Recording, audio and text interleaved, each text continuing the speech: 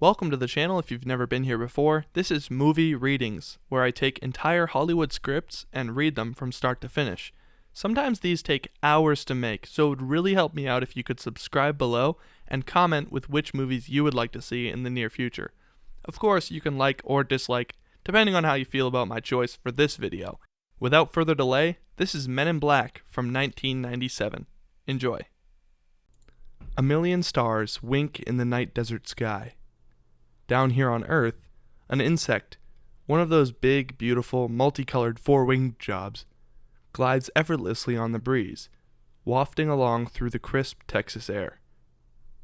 The insect dips, it banks, it does loop-the-loops, and then splats unceremoniously against the windshield of a white van that's tearing down the road. The driver of the van, a 50-year-old American, turns on the wipers, smearing the remains all over. He squirts some wiper fluid onto the glass, which clears it up a bit, but now he sees something worse up ahead. It's a group of headlights, 8 of them, all pointed at him, sealing off the road. He bites his lip and calls over his shoulder to the back of the van. He speaks in Spanish, which is subtitled. Déjame hablar. Let me do the talking. The van slows to a stop in front of the parked cars.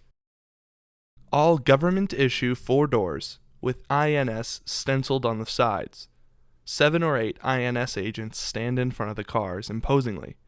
Their apparent leader steps forward and comes to the window. The driver rolls it down. Agent Janice, blonde-haired, blue-eyed, also government issue, looks at him and sighs. Well, Nick the Dick, what a surprise. Where are you coming from? I was fishing in Cuernavaca. Sure you were. What do you say we have a look at your catch? The agents fling open the rear doors, revealing a dozen frightened Mexicans, hopeful immigrants without official permission. Agent Janice looks at the driver, who's now held by 2 other agents, and shakes his head. Me? I would have thrown him back. And he says to the passengers in Spanish, Vámonos, fuera, hagan una línea. Let's go, get out, form a line. They pile out of the van. Some are parents with small children. What do you get, Nick? $100 a head? 200? I hope you saved it all for your lawyer, pal, 'cause you're gonna need it. He stops in the middle of his sentence, as another car is approaching, fast. Its engine whining as it barrels down the road towards them. Several agents pull out their weapons. The new car pulls a hard right, goes off the road, spins around the INS cars and squeals to a sideways halt, silhouetted in front of their headlights. It's a boxy black 1986 Ford LTD. 2 men get out, dressed in plain black suits, crisp white shirts, simple black ties, shiny black shoes. K, 50-ish, is the apotheosis of world weary. His partner, D, mid-60s, is just weary. They approach the INS agents. We'll take it from here. Who the hell are you?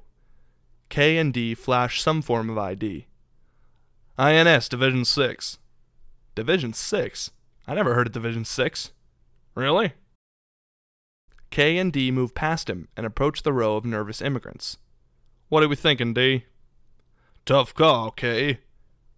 He walks down the row, studying the faces, greeting each one cheerily in Spanish. Oh, ¿qué pasa? ¿Cómo estás? Hey, what's up? How are you? No se preocupe, abuela. Bienvenida a los Estados Unidos. Don't worry, Grandma. Welcome to the United States. ¿A dónde vas, San Antonio? Buscando trabajo, no? Buena suerte. Where are you going, San Antonio? Looking for work, aren't you? Good luck. Es un placer verle aquí. It's a pleasure seeing you here. One by one, their faces relax, reassured by Kay's calm demeanor.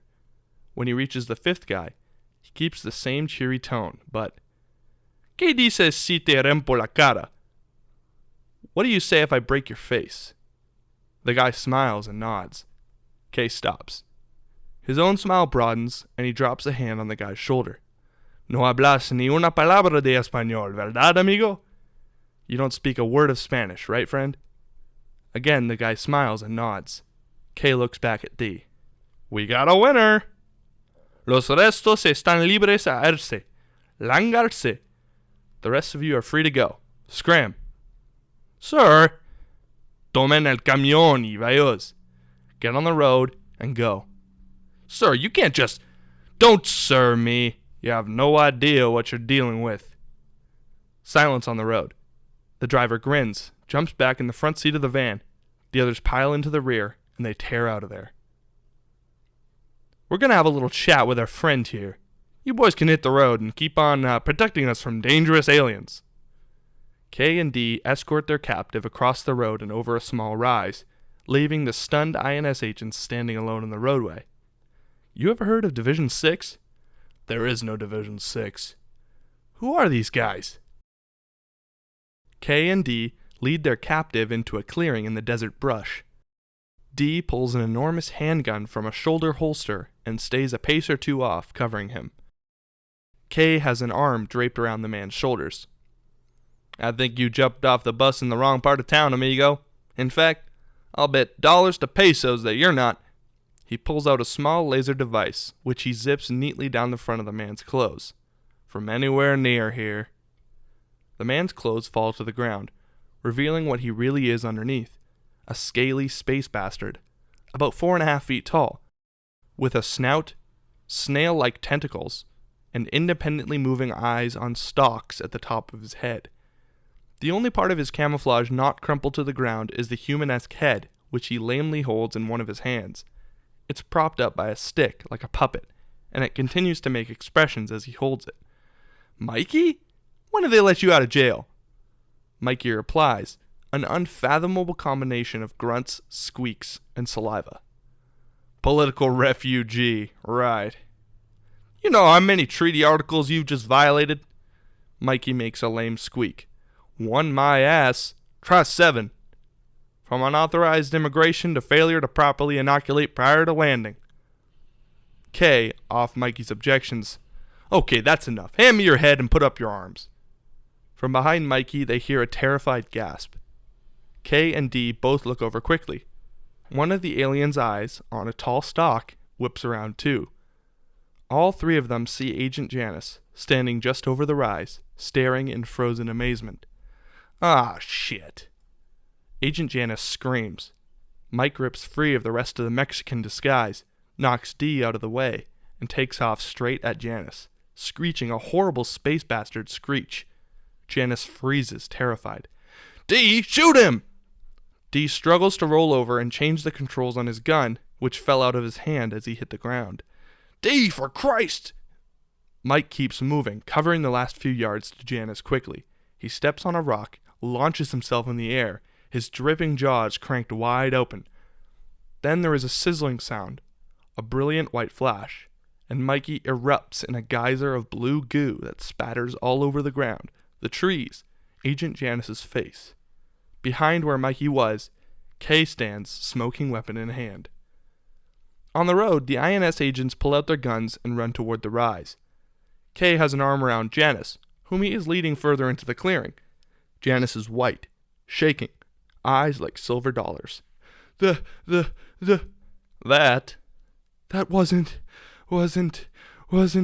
human? I know. Oops, got some entrails on you.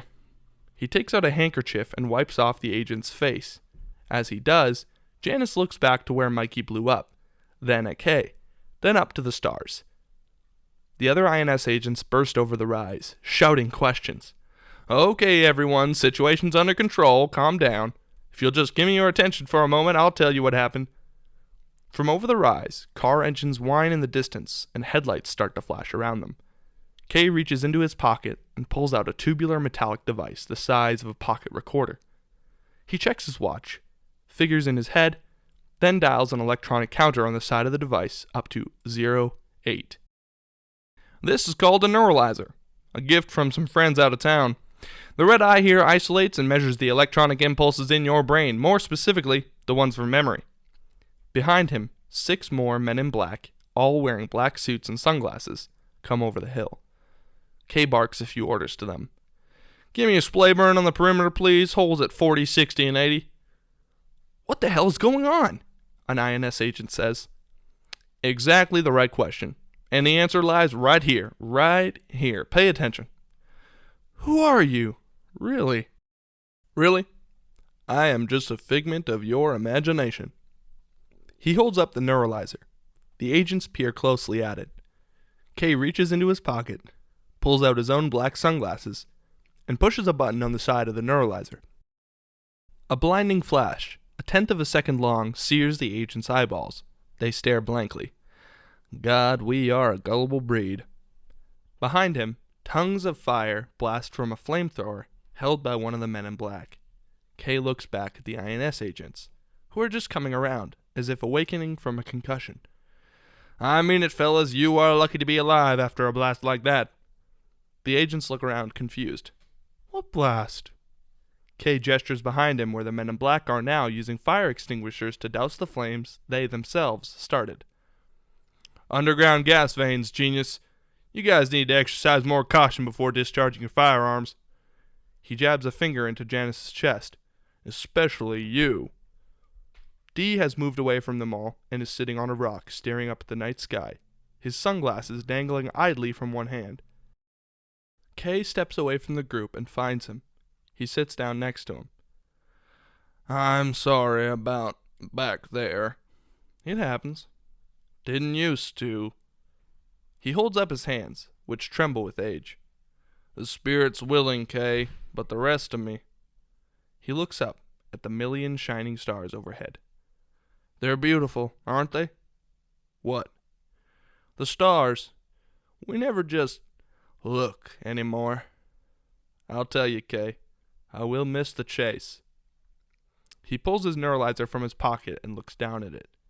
No, you won't. Hey guys, sorry to interrupt.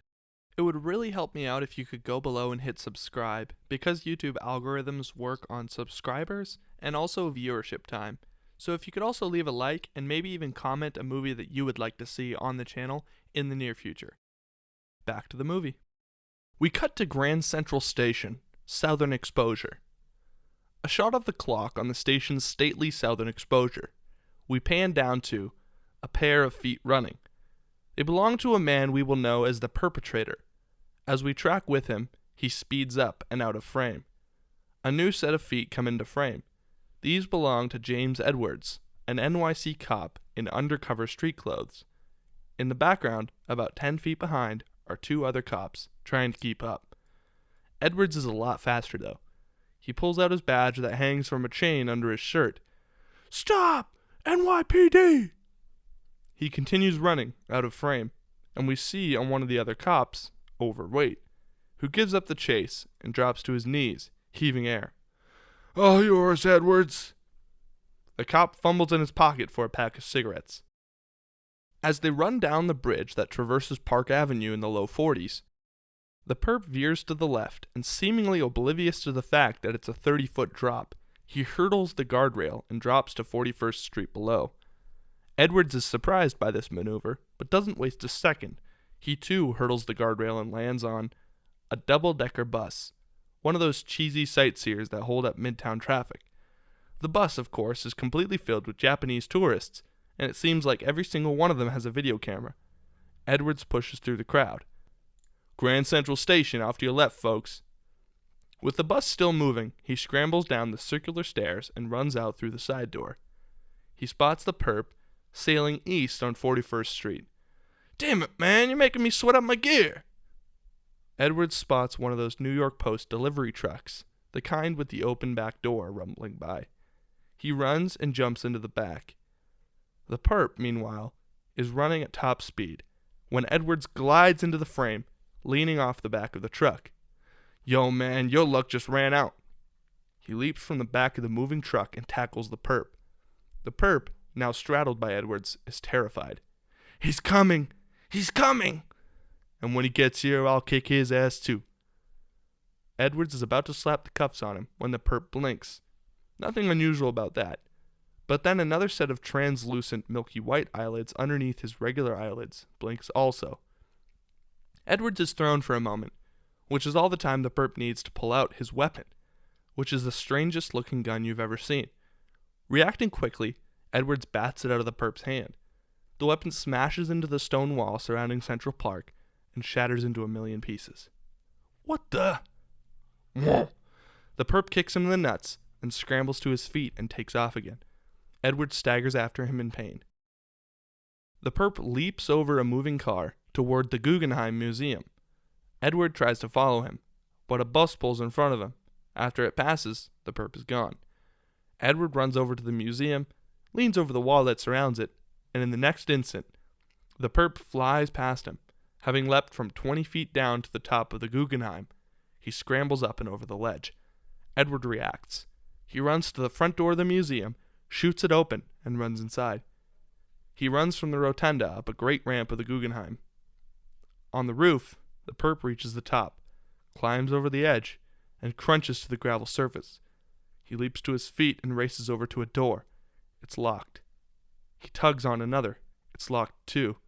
He pulls on a third. It swings open, revealing Edwards on the other side, breathing hard. He aims his weapon at the perp. "What's up?" The perp screams inhumanly and panics. He backpedals toward the edge of the roof. "He's coming! He's coming because I failed, and now he'll kill me too!" "Stop!" "You don't understand. Your world is gonna end." But the perp has backed right onto the edge of the roof, and now he starts to fall over. The perp blinks. "What are you?" The perp looks down. He decides, and he falls, screaming to his death. Edward sits on one side of a table. A police inspector and a uniformed sergeant, the one who gave up the chase and lit a cigarette earlier, sit across from him. The perpetrator then blinked 2 sets of eyelids.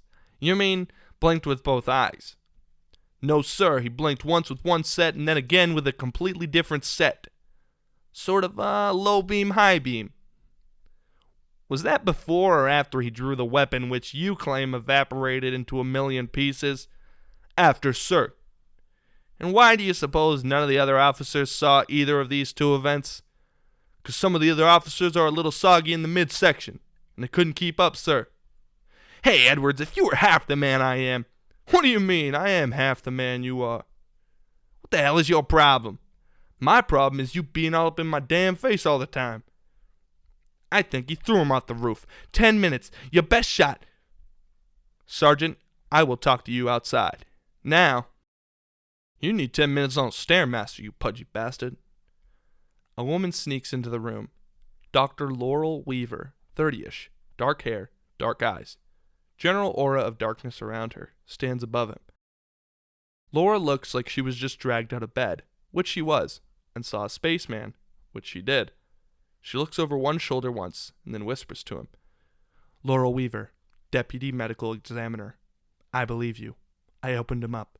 Find me at the morgue on 26th. I'll tell you what I found." "Hey, wait a minute.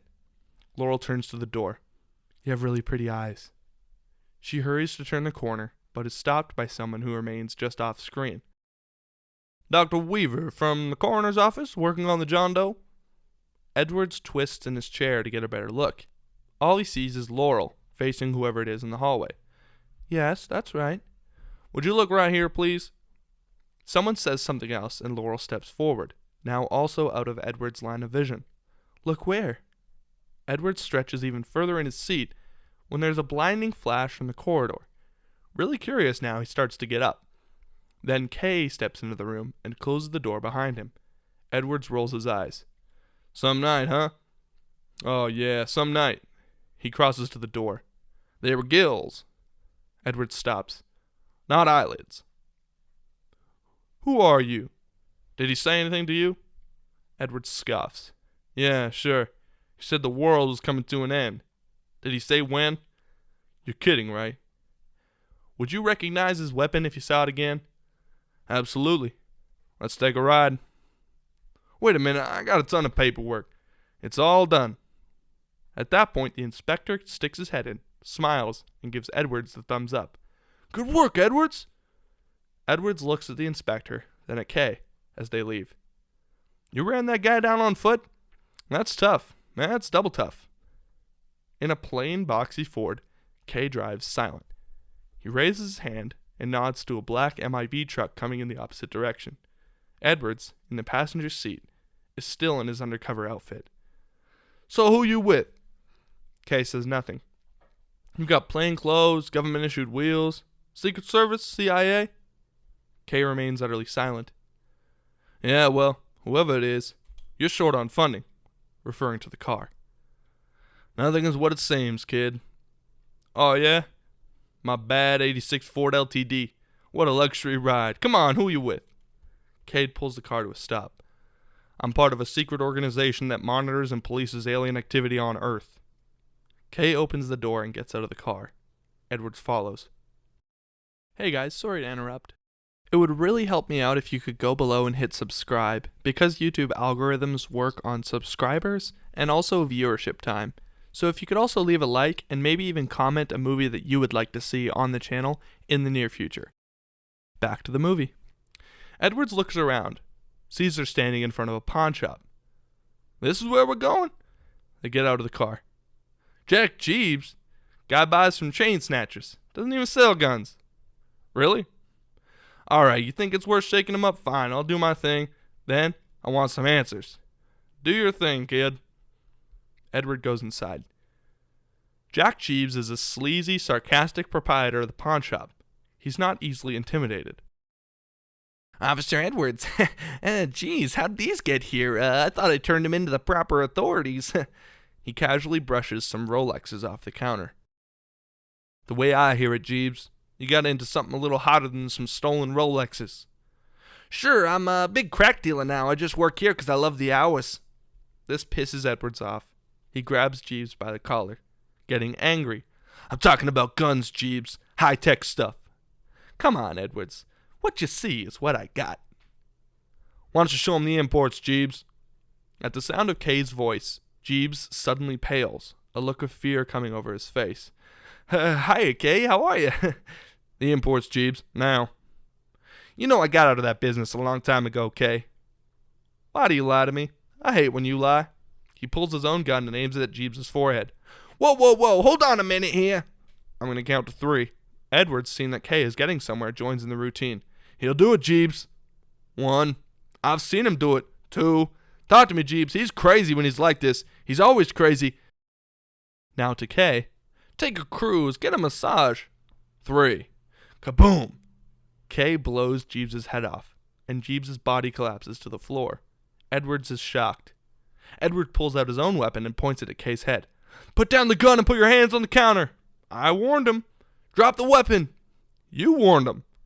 You are under arrest. You have the right to remain silent. Will you relax? Jeebs, irritated. Don't do that. Edwards whirls around to see Jeebs' body growing another head. Only takes 4 or 5 seconds. Kay calmly shoves his head up against Jeebs' baby-soft new cheek. Do you know how much that hurts? Show us what you got, Jeebs, or I'll use up another one. Jeebs, panicked, hits a button on the underside of the counter, which promptly flips over, revealing yet another dusty shelf piled high with junk. But this is all alien junk. Weapons, mostly. Bizarre. Otherworldly weapons of all shapes and sizes. Edwards, still dazed by Jeebs' regrown head, glances around at all the weapons. This is what I saw. Kay looks at Jeebs, pissed off. You sold a carbonizer with implosion capacity to an unlicensed cephalopoid. He looked all right to me. A carbonizer is an assassin's weapon, Jeebs. Who was the target? I don't know. Kay raises the weapon again, threatening. Jeebs! I don't know. Kay lowers his gun, gestures to the shelf full of weapons. This is all confiscated. All of it. I want you on the next transport off this rock, or I'll shoot you where it doesn't grow back. Jeebs nods, point taken. Kay leaves. Yeah, and I'll be here tomorrow for all those Rolexes. Shaken, Edwards follows. Edwards staggers out of the shop, trying to get the day's events straight in his head.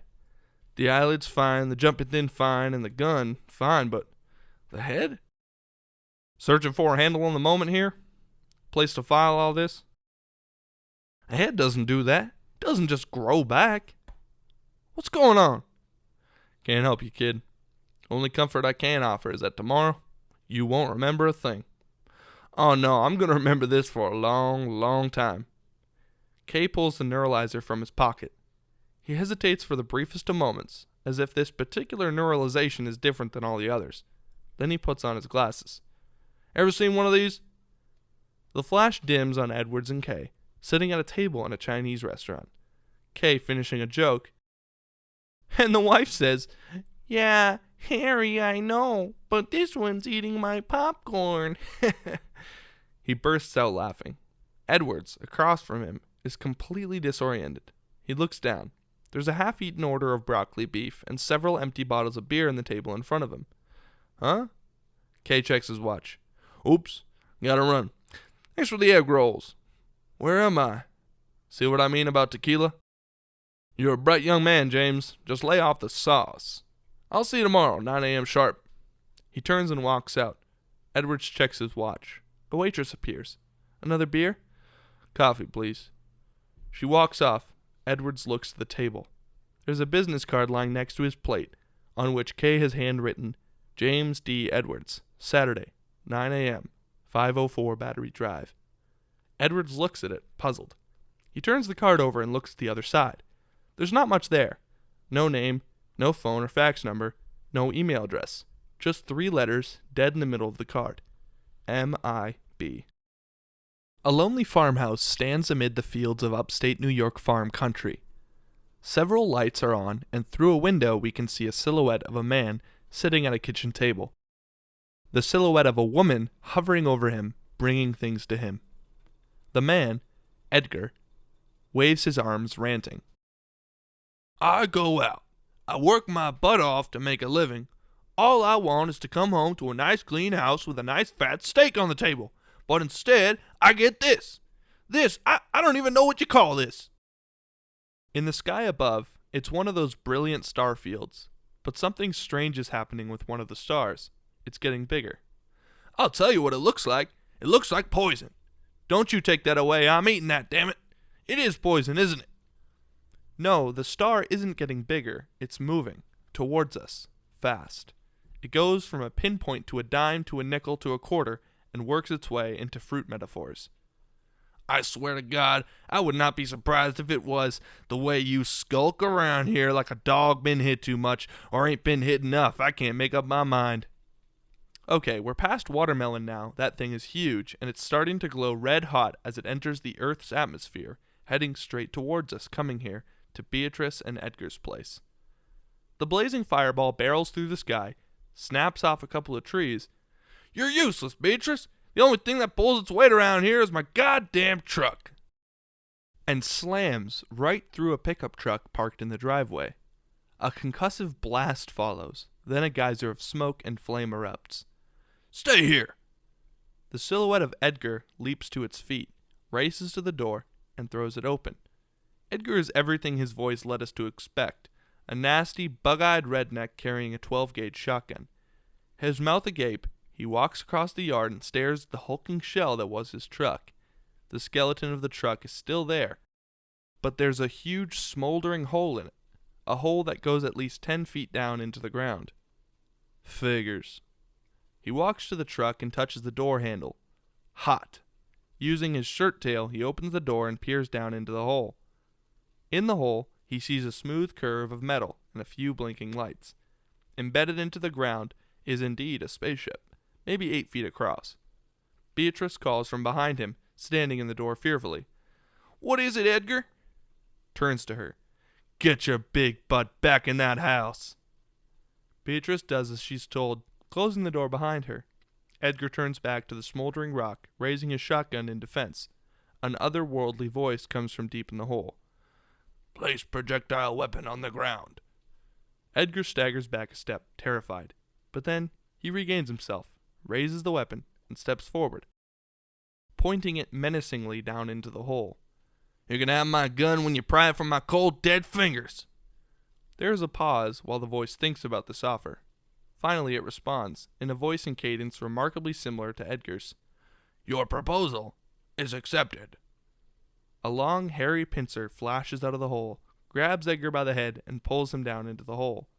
From deep in the hole we hear a terrible ripping sound like a bedsheet being torn in half.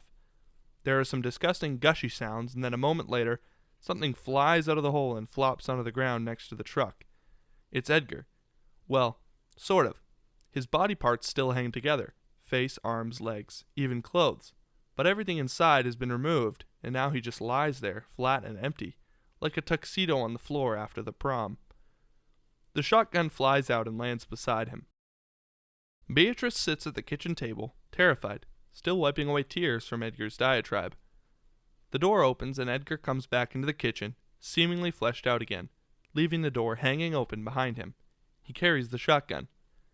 She looks up at him anxious, but his face is a blank. What on earth was that? He looks at her strangely. When he speaks, his voice is different than before, more refined. Sugar. Pause. She looks out the window, at the smoking truck. I've never seen Sugar do that.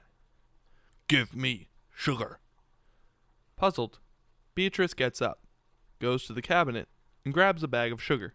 She holds it out to him. In water. Frightened, she takes a glass of water from the table. She dumps some of the sugar into it. More. She puts more, till the glass is brimming. She stirs it quickly with a knife and hands it to him, her hand trembling. Edgar takes it and downs it in a single gulp. Beatrice stares at Edgar, no idea what to think. She notices something odd about the skin on his neck. Edgar, your skin, it's just hanging off your bones. Edgar drops the glass and looks in a window to catch his reflection. He reaches up and twists his whole face as if adjusting a ski mask, then tucks the skin of his neck back into his shirt collar. He looks at her. Is that better? Beatrice faints. Stillness. Silence. A loud scraping sound comes from the pit left, rises out of the pit, wavers, keeps moving, and finally crunches to the ground outside the pit. Edgar climbs out of the pit, breathing heavily.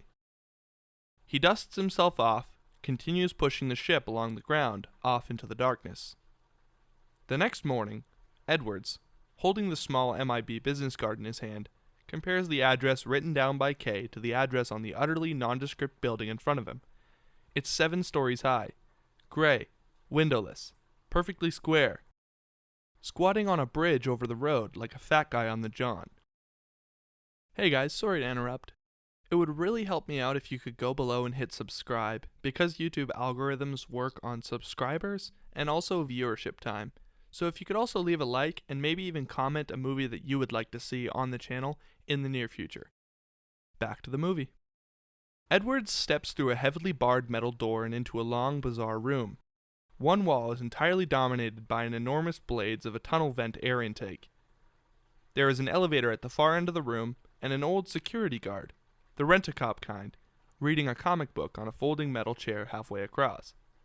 Edwards walks across the room, his footsteps echoing. The guard looks up. Help you? Maybe, I'm not sure. I got this card. Elevator. Press the call button. He goes back to his comic book. Edwards, maybe out of nothing more than curiosity at this point, walks across the room towards the elevator. As he draws close, the elevator doors whoosh open, expecting him. Edwards steps inside and turns around. The doors close. He pushes the call button and waits, but the elevator doesn't move. Instead, doors on the other side of the elevator slide open silently behind him.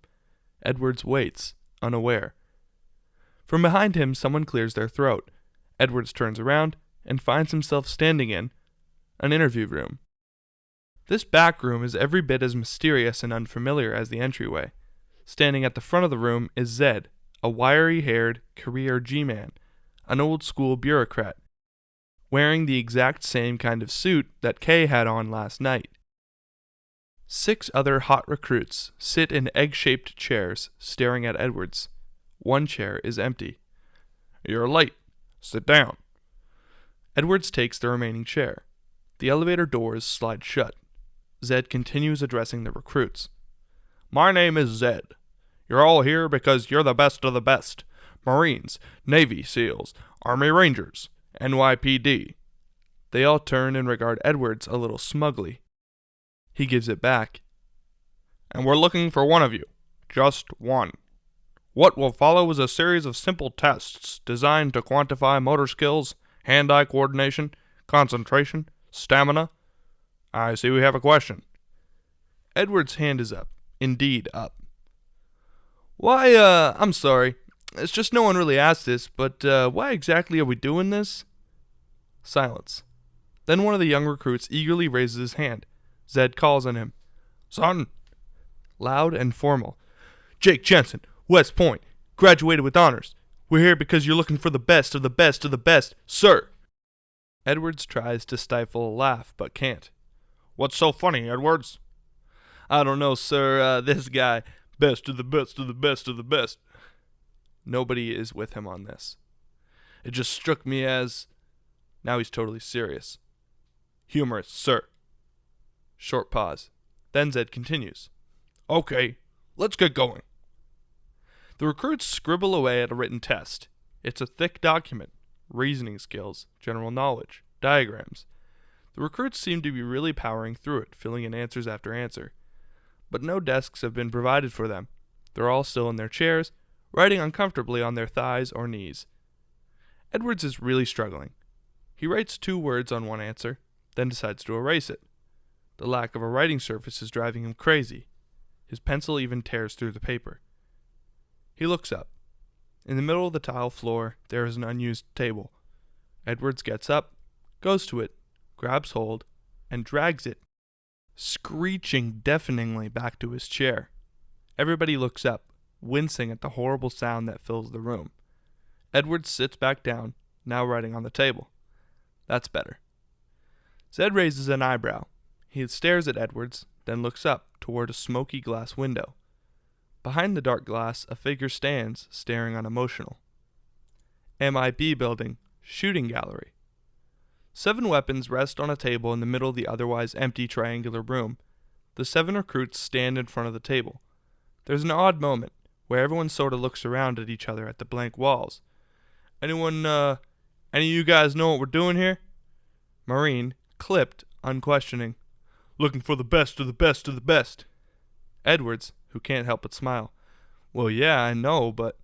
And then suddenly, 2 far walls pull apart.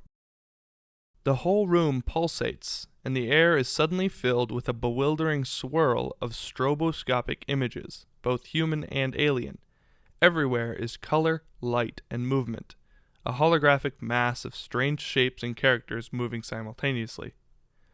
The recruits lunge for the weapons, snapping them up and taking aim.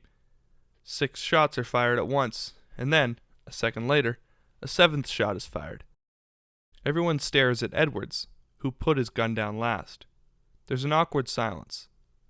Then the door opens, light pours in, and Zed with it. Even the highly competitive cadets can't help but feel some sympathy as Zed walks straight towards Edwards. The hell happened?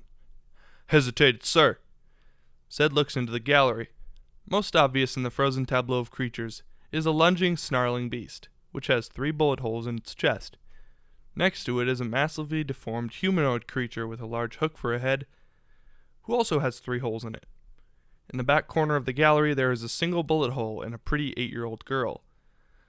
May I ask why you felt little Tiffany deserved to die? She was the only one that actually seemed dangerous at the time.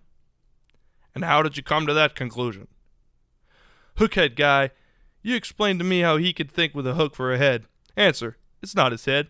His head is that butt-ugly beanbag thing over there, 'cause if you look at the snarling beast guy, he's not snarling. He's sneezing. He's got tissues in his hand. No threat there.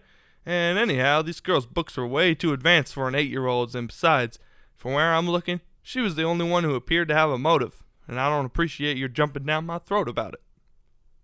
Sideways glances from the other recruits. Zed sighs. Or do I owe her an apology? Zed and Kay stand behind smoked glass, staring at the recruits, who are still in the shooting gallery, waiting for a decision. He's got a real problem with authority. So do I. The guy ran down a cephalopoid, Zed, on foot. Tenacity. That I can use. I hope you know what you're doing.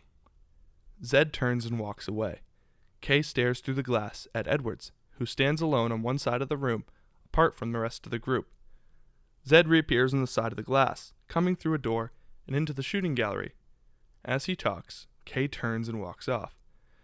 Congratulations! You're everything we've come to expect from years of government training. Now, if you'll just follow me, we have one more test to administer, an eye exam. The recruits follow Zed out of the shooting gallery into a long hallway. Zed motions them off to the left. Edwards is the last one out of the room, but he stops as he steps into the hallway. Kay is outside of the door, waiting for him. Edwards recognizes him from last night. "You, hey, what's going on?" The other recruits continue down the hall with Zed. Kay doesn't answer, just gestures to Edwards to follow him down the hall, which he does. "Back in the mid-50s, the government started a little underfunded agency with the simple and laughable purpose of making contact with a race not of this planet." As they pass an alcove, Edwards notices the 6 other recruits who have been herded into a corner. Zed, addressing them, pulls a neuralyzer from his pocket. "Now, if you'll look directly at the end of this device." He holds a neuralyzer up in front of them, and the recruits stare obediently at it as Zed slips on a pair of black sunglasses. Edward stares, fascinated. But Kay's hand reaches in and yanks him away, just as Zed's neuralyzer flashes white. As Kay leads Edwards down an impossibly long corridor, he hands him a file folder stacked thick with 8x10 photographs. He hands Jay the first picture, a shot of 8 or 10 men in plain black suits standing around a 50s-style office with metal desks and fluorescent lights. D and Z are there, much younger. Everybody thought the agency was a joke, except the aliens. They made contact on March 2nd, 1961, outside New York City. Another photograph, a grainy black and white image of 2 ships hovering in the night sky, classic flying saucer shapes. There were 9 of us that night, 7 agents, an amateur astronomer. Yet another photograph, this one showing a young Kay in a shirt and tie, holding a bouquet of flowers, staring at the open door of the landed flying saucer. Alien shapes are visible within. "You brought the alien flowers." Kay steers Edwards to the right, down another corridor, just as long as the first. "They were intergalactic refugees with a simple request. Let us use the Earth as an apolitical zone for people without a planet. Ever seen Casablanca? Same thing. No Nazis. We agreed, so we masked all the evidence of their landing." Another picture, this one of the 1964 World's Fair grounds, still under construction. Giant models of rockets mark the fair's theme of space travel. Most prominent in the construction are 2 tall towers, with the flying saucers now mounted at the top of each. The 1964 World Fair was a cover-up? Why else would they hold it in Queens? Now left. More non-humans arrive every year. They live among us, in secret.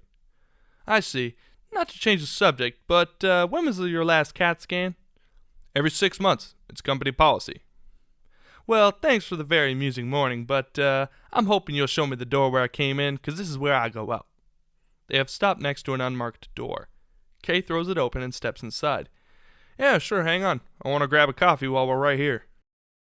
As Kay walks into the kitchenette, Edward's jaw drops. His eyes widen, and he stares in wonderment at 3 worm-like aliens standing around a water cooler. Tall, impossibly thin, most certainly not from New York. The aliens hold an animated conversation in a language that seems like a combination of Esperanto and microphone feedback. Kay, to the aliens, "Don't tell me we've only got that powdered shit for cream again." One of the worm aliens answers him in their native tongue and points to the counter. Oh. He finds the cream sitting out on the counter where the aliens indicated, dumps some in his coffee, and comes back outside, closing the door behind him. He reaches up, gently pushes Edward's jaws up, closing his mouth. For future reference, this is a better look for you. Edwards, thrown for a major loop, sits like a zombie alongside Kay in the bench of Battery Park. Kay drinks his coffee while they talk. Any given time, about 1,500 landed aliens are on the planet. Majority right here in Manhattan. Most aliens are decent enough, just trying to make a living. Cab drivers? Not as many as you'd think. Humans, for the most part, don't have a clue. Don't want one either. They're happy. They think they've got a pretty good bead on things. Why the big secret? People are smart. They can handle it. A person is smart. People are dumb. Everything they've ever known has been proven to be wrong. 1,000 years ago, everybody knew as a fact that the Earth was the center of the universe. 500 years ago, they knew it was flat. 15 minutes ago, you knew we humans were alone on it. Imagine what you'll know tomorrow. So, what's the catch? What you'll gain in perspective, you'll lose in ways you're too young to comprehend. You give up everything. Sever every human contact. No one will ever know you exist. Ever. Nobody? You're not even allowed a favorite shirt. There. That's the speech I never heard. That's the choice I never got. Hold up. You tracked me down, put me through these stupid-ass tests. Now you're trying to talk me out of it? I don't get it. You got till sunup. Is it worth it? You find out. You let me know. Almost nighttime now. The park is empty. Edwards is still on the bench and still thinking. Above him, the stars are coming out. Slowly he looks up into the vastness of the heavens. The next morning, a door opens on a garage and an Orkin man steps inside, carrying a tank of toxic gas. The morning light spills on an abundance of spiders, crawling everywhere. Big ones, small ones. Hundreds of them have moved in and taken over this dusty place. The Orkin man sighs and sets down his tank. Well, moving right in, are we? Think we own the place? He unfurls a hose from the side of the tank. Got a little eviction notice for you, boys. He raises a mask to his face and unscrews the handle on top of the tank. Lethal gas starts to hiss from the end of the hose. Just what exactly do you think you're doing? The Orkin man turns around. Edgar stands in the doorway to the garage, staring at him disdainfully. Taking care of your pest problem. Pest problem? Pest? Yeah, you got a hell of an infestation. Edgar advances on him slowly. You know, I have noticed an infestation here. Everywhere I look, in fact. Nothing but undeveloped, unevolved, barely conscious pond scum. So convinced of their own superiority as they scurry about their short, pointless lives. Well, yeah. Don't you want to get rid of them? In the worst way. Edgar lashes out quickly, jerking the mask off the Orkin man's face with one hand and shoving the gas hose down his throat with the other. The Orkin man's car keys drop to the garage floor, and Edgar picks them up. A 6x10 sheet of plywood thuds to the driveway outside the garage. Edgar raises one end of it, so it's hanging off the back of the end of the Orkin man's van. Now it's a ramp. He walks off, and we hear that familiar scraping sound again. Edgar grunts with the effort, slowly pushing his spaceship up the ramp and into the back of the Orkin truck. Edward stands in the middle of the tunnel vent room, the same one he first came into yesterday. The elevator doors open, and Kay, obviously summoned by the old security guard, stands waiting for him. Edwards walks briskly forward and gets in the elevator with Kay. Inside the elevator, the doors whoosh shut. Kay turns a key in a certain floor number, and the descent begins. Edwards continues. All right, I'm in it because there's some next level shit going on around here, and I'm with that. Before you beam me up, there are a couple things we need to get straight. You chose me, because you recognize the skills. So as of now, you cease with all that calling me son or kid or sport, cool? Cool, Slick. Now about those skills of yours? The elevator doors slide open on Men in Black headquarters. As of this moment, they don't mean much. It's unlike anything we've ever seen. A huge multi-leveled of 60s design, polished steel and glass. The workplaces are sleek and uncluttered, manned by both humans and aliens. Most of the aliens stay in the background, like the upside-down guy who walks on the ceiling, shuffling papers. Kay and Edwards step off the elevator onto a platform that looks out over the whole place. Kay leads him down into the complex. First, they walk past a sort of passport control center, where a human bureaucrat at a desk is checking the documents of a line of aliens who just arrived. There are a dozen bizarre life forms in that line, chatting in half a dozen different alien tongues. Edward slows as they pass, listening to the passport control officer as he addresses an Arquillian, a large humanoid visitor. Purpose of trip? Diplomatic mission. Duration of stay? Lunch. Carrying any fruits or vegetables? Edwards just stares, fascinated, but Kay grabs him by the arm and hurries him along. Let's go. He's a little grouchy. Kay moves him into the central hall. Hey guys, sorry to interrupt.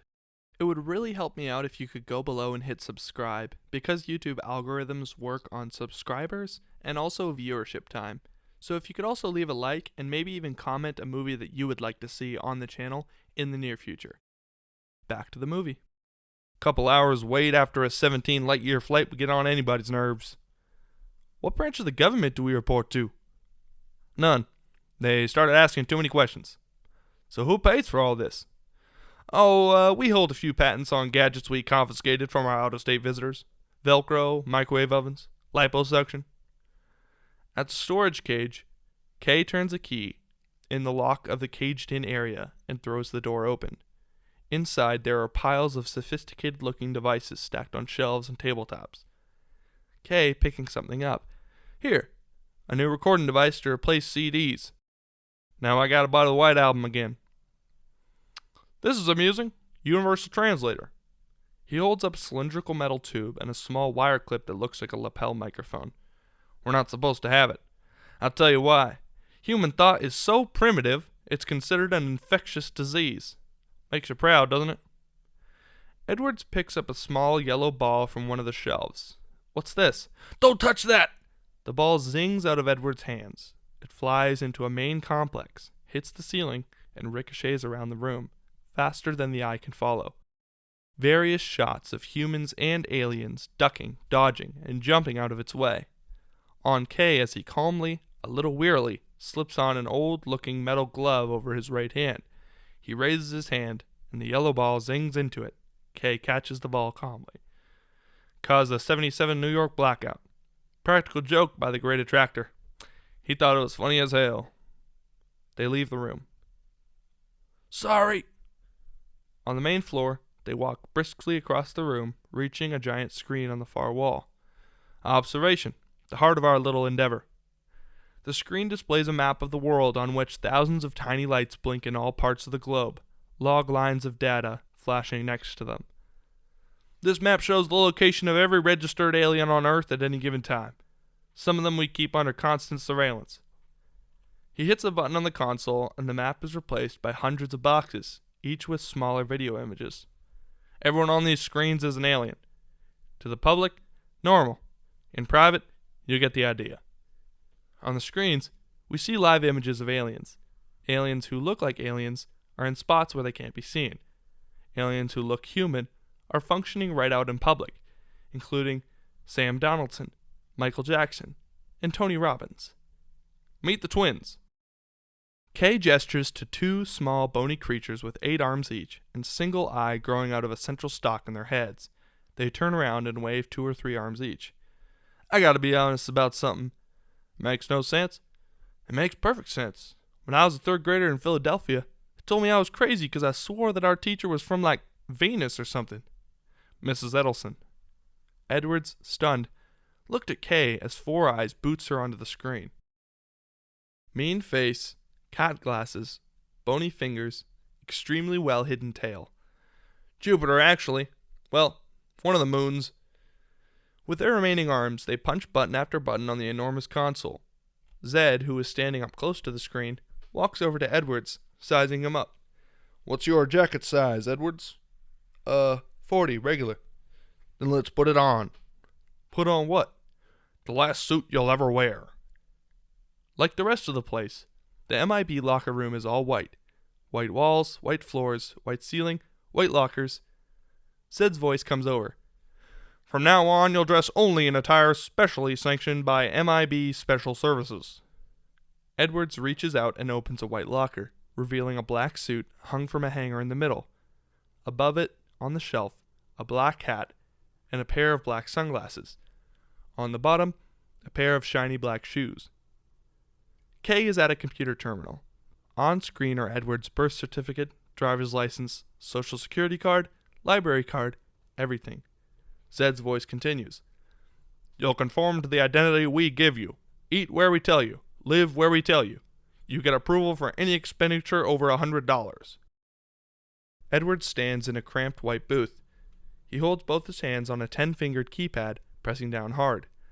The pad glows red. A searing sound comes from his hands, and he grimaces as more lasers instantly, and not at all painlessly, change his fingerprints. You will have no identity mark of any kind. You will not stand out in any way. One by one, Kay deletes Edwards' identity cards. On the computer screen is Edwards' full name, James Darrell Edwards III. Kay punches a couple of keys, and the cursor begins to sweep from right to left, starting to eliminate the rightmost letters of Edwards' name. Your entire image is carefully crafted to leave no lasting memory whatsoever with anyone you encounter. Pants come off the hanger. The white shirt is removed. More letters are eliminated from his name. It reads James Darrell Ed, then James Dare. You're a rumor, recognizable only as deja vu and dismissed just as quickly. You don't exist. You were never born. The coat is removed. The hat comes off the shelf. Anonymity is your name. Silence your native tongue. James, Jam. You are no longer part of the system. We are above the system, over it, beyond it. Feet slip into black shoes. A belt is buckled. A tie pushed up. We're them. We're they. On screen, all that's left is the letter J. As the coat is buttoned, we notice the sleeve. Monogrammed on the cuff is simply the letter J. We are the men in black. Looking slick and handsome in his extremely sharp suit, James D. Edwards III, or rather, J, steps into the doorway from the locker room. He reaches into his pocket, takes out the sunglasses, and looks at Kay. The difference between you and me? He slips on the sunglasses. I make this look good. We are now looking at a telephoto shot of Manhattan in all its splendor. We see the Orkin van topping a hill, heading towards Manhattan. Zed's office is a circular windowed room elevated above the main floor of MIB headquarters. J and K sit across the desk from Zed. There are 5 video monitors on a wall behind Zed's desk. On each monitor is another Men in Black in different parts of the world, the city name, and a clock ticking in the corner of the image. While Zed talks, he goes through paperwork on his desk. Okay, let's see. To one of the monitors. B. We got the disposed Sir Perfect of Signally touching down on a forest outside Portland tonight. I'm pulling you down from Anchorage to do a meet and greet. B. An agent on one of the monitors nods. Humanoid? You wish. Bring a sponge. Going through memos. What else? Everybody, we gotta keep rolling Fish Goat out of the sewer systems. He's scaring the rats, and Bobo the Squat wants to reveal himself on unsolved mysteries. B. Make sure he doesn't. He turns a page, coming across a red memo. Red letter from last night. We had an unauthorized landing somewhere in upstate New York farm country. Keep your ears open for this one, Kay. We're not hosting a galactic kegger down here. Next to him, his computer screen beeps importantly. Zed looks over at it. Well, we've got a skimmer. K to J. Landed alien out of zone. To Zed. Who is it? Redgick. He's not cleared to leave Manhattan, but he's way out of town right now, stuck in traffic on the New Jersey Turnpike. Why don't you take K? This is a good one for him to warm up on. J and K come out in front of MIB headquarters. Yo, what's up with Zed? Go get him, Tiger. We're not hosting an intergalactic kegger. Zed was saving the world before you were born, son. Show some respect.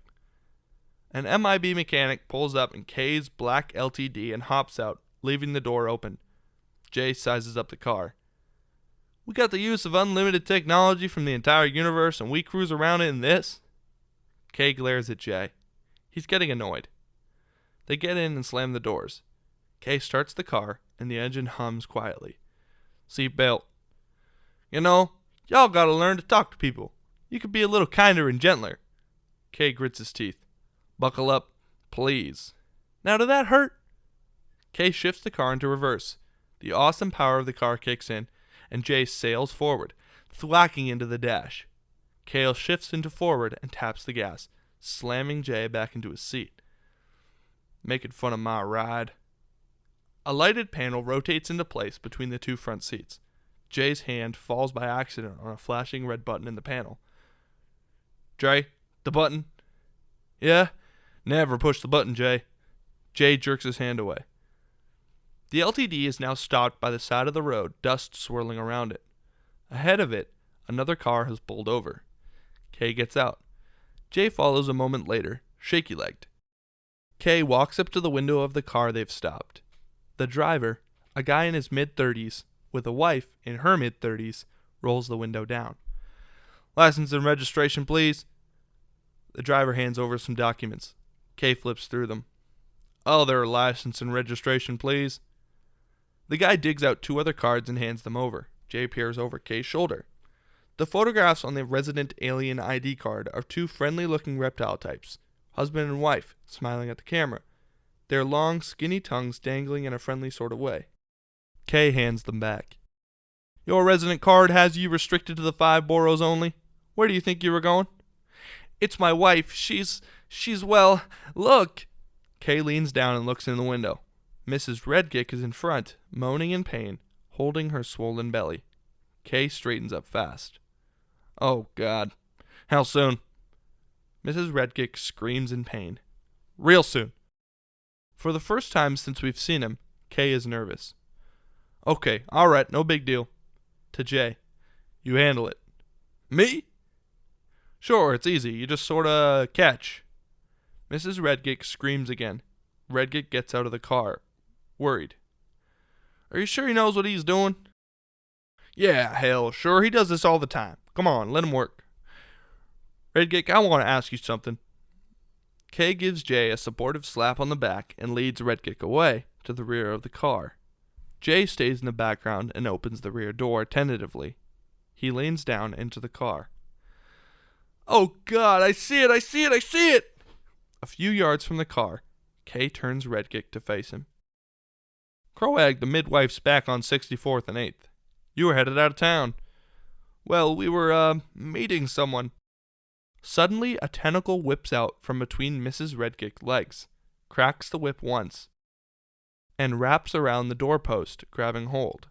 "Oh, sweet mother of God, did you see that?" Kay, still to Redgick. "So, who you meeting?" "Well, it's a ship." "Really? I don't see a departure clearance for today." "You didn't, well, it was an emergency." Now a second tentacle whips out, but this one wraps around Jay's neck and pulls tight. He gasps, choking. Guys! "Doing fine, Ace." Back to Redgick. "What kind of emergency? What's the rush to get off the planet all of a sudden?" Jay, choking to death. "Help! Hello!" He starts tugging for all he's worth, but the fight is sort of going against him, as the tentacle pulls him even harder than he tries to pull the baby out. "We just don't like the neighborhood anymore. Some of the new arrivals."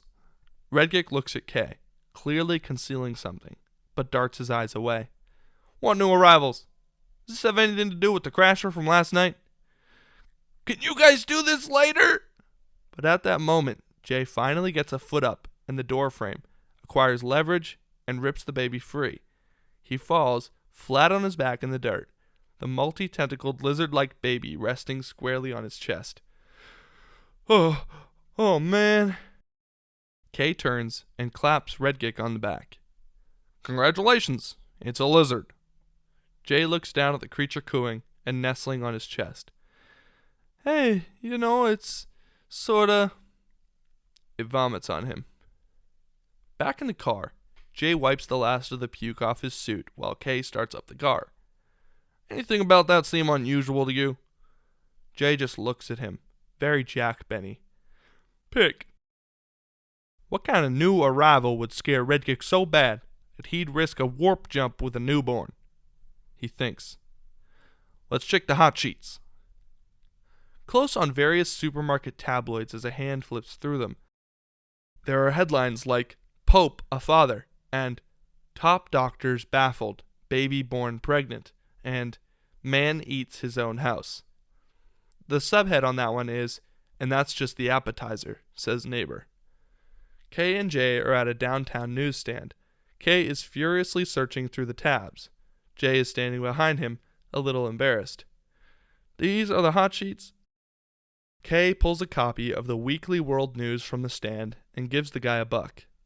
Best damn investigative reports on the planet. But hey, go ahead and read the New York Times if you want. They get lucky sometimes. "You're actually looking for tips in the supermarket tabloid?" "Not looking for. Found. He smacks the paper down on the hood in front of Kay. The pages turn to a headline in the typeface so large one would think it was reserved for the second coming. Farm wife says, "Alien stole my husband's skin." A flap of skin, now getting gray and crusty with age, hangs off Edgar's neck as he sits in front of his Orkin van. He sucks as hard as he possibly can on a straw stuck into a Jolt Cola. Double the sugar, triple the caffeine. One of a six-pack that sits on the dashboard. Across the street, Edgar sees a short, older man come out of one of the jewelry shops on 35th Street. Edgar drops the soda and stares. The older man, Rosenberg, is carrying a cat and an ornate rosewood jewelry box. Carefully, he sets the box down and lovingly places the cat on top of it while he locks all 5 locks on the door to his distinctive shop. That finished, he picks up the cat, then the box, then waddles off down the street, one under each arm. Edgar drops the truck into gear and follows him, slowly, trawling along behind him. On the street, Rosenberg walks happily along, humming to himself. He gives his cat a little peck. As he rounds a corner, we recognize the tune he's humming. I've got the whole world in my hands. The Orkin van rounds the corner behind him, following. Farmhouse. The LTD pulls to a stop at the end of a driveway that leads to Beatrice's farmhouse, where the alien ship landed. The wrecked pickup truck is still there. Jay and Kay get out. Very undercover cop. Jay stares up the driveway. Not so fast. Walk up slow. Why? Part of the routine. Makes it look like we're sizing up the situation. Gives you time to get the wrong impression. Beatrice appears at the door of the house, curious. Puts some fear into her. Makes things go smoother. Beatrice calls to them. Can I help you, gentlemen? Beatrice looks much better than the last time we saw her. More nicely dressed, a touch of makeup, a smile on her face. Kay pulls a black card from his wallet and extends it to her as she draws close. As she reaches for it, the card reforms into an FBI badge. How do you do, ma'am? I'm Special Agent Mannheim. This is Agent Black, FBI. Had a few questions about your visitor. Are you here to make fun of me, too? No, ma'am. We at the FBI don't have a sense of humor that we're aware of. Mind if we come in? Sure. Lemonade? In the living room, Kay sips some of her lemonade and winces. Jay moves through the room, checking it out as Beatrice tells her story. As they said to me, if he was murdered, how could he walk back in the house? And I must admit, I was a little stumped by that one, but I know Edgar, and that wasn't him. It was more like something else that was wearing him, like a suit, an Edgar suit. A little giggle escapes her at the thought. Jay, over by a bookcase, notices a framed photo of Edgar, kneeling in the woods, proudly about to skin a deer. Damn, if he was this ugly before he was an alien. Sorry? Go on. Anyway, when I came to, he was gone. Did he say anything? Yes, he asked for water. Sugar water, if I remember. Sugar water. Did you taste her lemonade? Kay nods, puts on his sunglasses, takes out another pair, hands them to Jay. Kay draws his neutralizer. Flash. Beatrice freezes, staring straight ahead as if hypnotized. Kay takes Jay's sunglasses off and hands them back to him. Ray-Bans. Pulling off Jay's sunglasses. Okay, Beatrice, there was no alien, and the flash of light you saw in the sky was not a UFO. Swamp gas from a weather balloon was trapped in a thermal pocket and refracted the light from Venus. Whoa! That thing erases her memory? And you give her a new one? Standard issue neuralyzer. That's the best you can come up with? One of a more personal note, Beatrice. Edgar ran off with an old girlfriend, so go stay at your mother's for a few days and get over it. Decide you're better off. Jay butts in. Yeah, you're better off, 'cause he never appreciated you anyway. In fact, you kicked him out. Now that he's gone, you ought to buy some new clothes, maybe hire a decorator or something. Kay's in the hole where the ship landed, investigating. He holds a pocket spectral analyzer over a section of scorched earth. The analyzer shifts colors. Red, then yellow. Jay, from up outside the hole. Hey, Kay, when am I going to get one of those memory things? The spectral analyzer turns blue. When you're ready. Please, not green. Purple, then green. Kay closes his eyes and sits back, leaning against the dirt. Above him, Jay leans over, staring down. Kay looks up at him. Do you know what kind of alien life form leaves a green spectral trail? Wait, don't tell me. That was a question on Final Jeopardy last night. At the car, Kay snatches up the radio handset and keys the microphone. Zed, we have a bug. He turns off the radio and sighs. Jay stands next to him. I'm going to jump way past you and then guess that this is bad, right? Bugs thrive on carnage, Tiger. They consume, infest, destroy. They live off the death and decay of other species. So basically, you have a racial problem with all insect-based life forms? Listen, kid. Imagine a giant cockroach, 5 times smarter than Albert Einstein, 4 times stronger than an ox, 9 times meaner than hell, strutting his stuff around Manhattan Island in his brand new Edgar suit. Does that sound like fun? So what do we do? With a bug in town, watch the morgues. Rosenberg, the jewelry store owner, steps out of a cab in the meat-packing district, still carrying the ornate box and his beloved cat. He heads into Leshko's, a Russian diner. A moment later, the Orkin van pulls to a stop across the street. Rosenberg comes into the tiny restaurant, squinting in the relative darkness. At a table in the middle, he sees a man eating alone. An enormous, dignified, yet profoundly strange-looking man in his mid-50s. Rosenberg walks carefully over to the table, but does not sit down. The man, an Arquillian, and if we're eagle-eyed, we recognize him as the alien on a diplomatic mission from passport control, rises from his chair. He steps forward to face Rosenberg, who sets the ornate box on the table. Immediately, Rosenberg's cat jumps on top of it.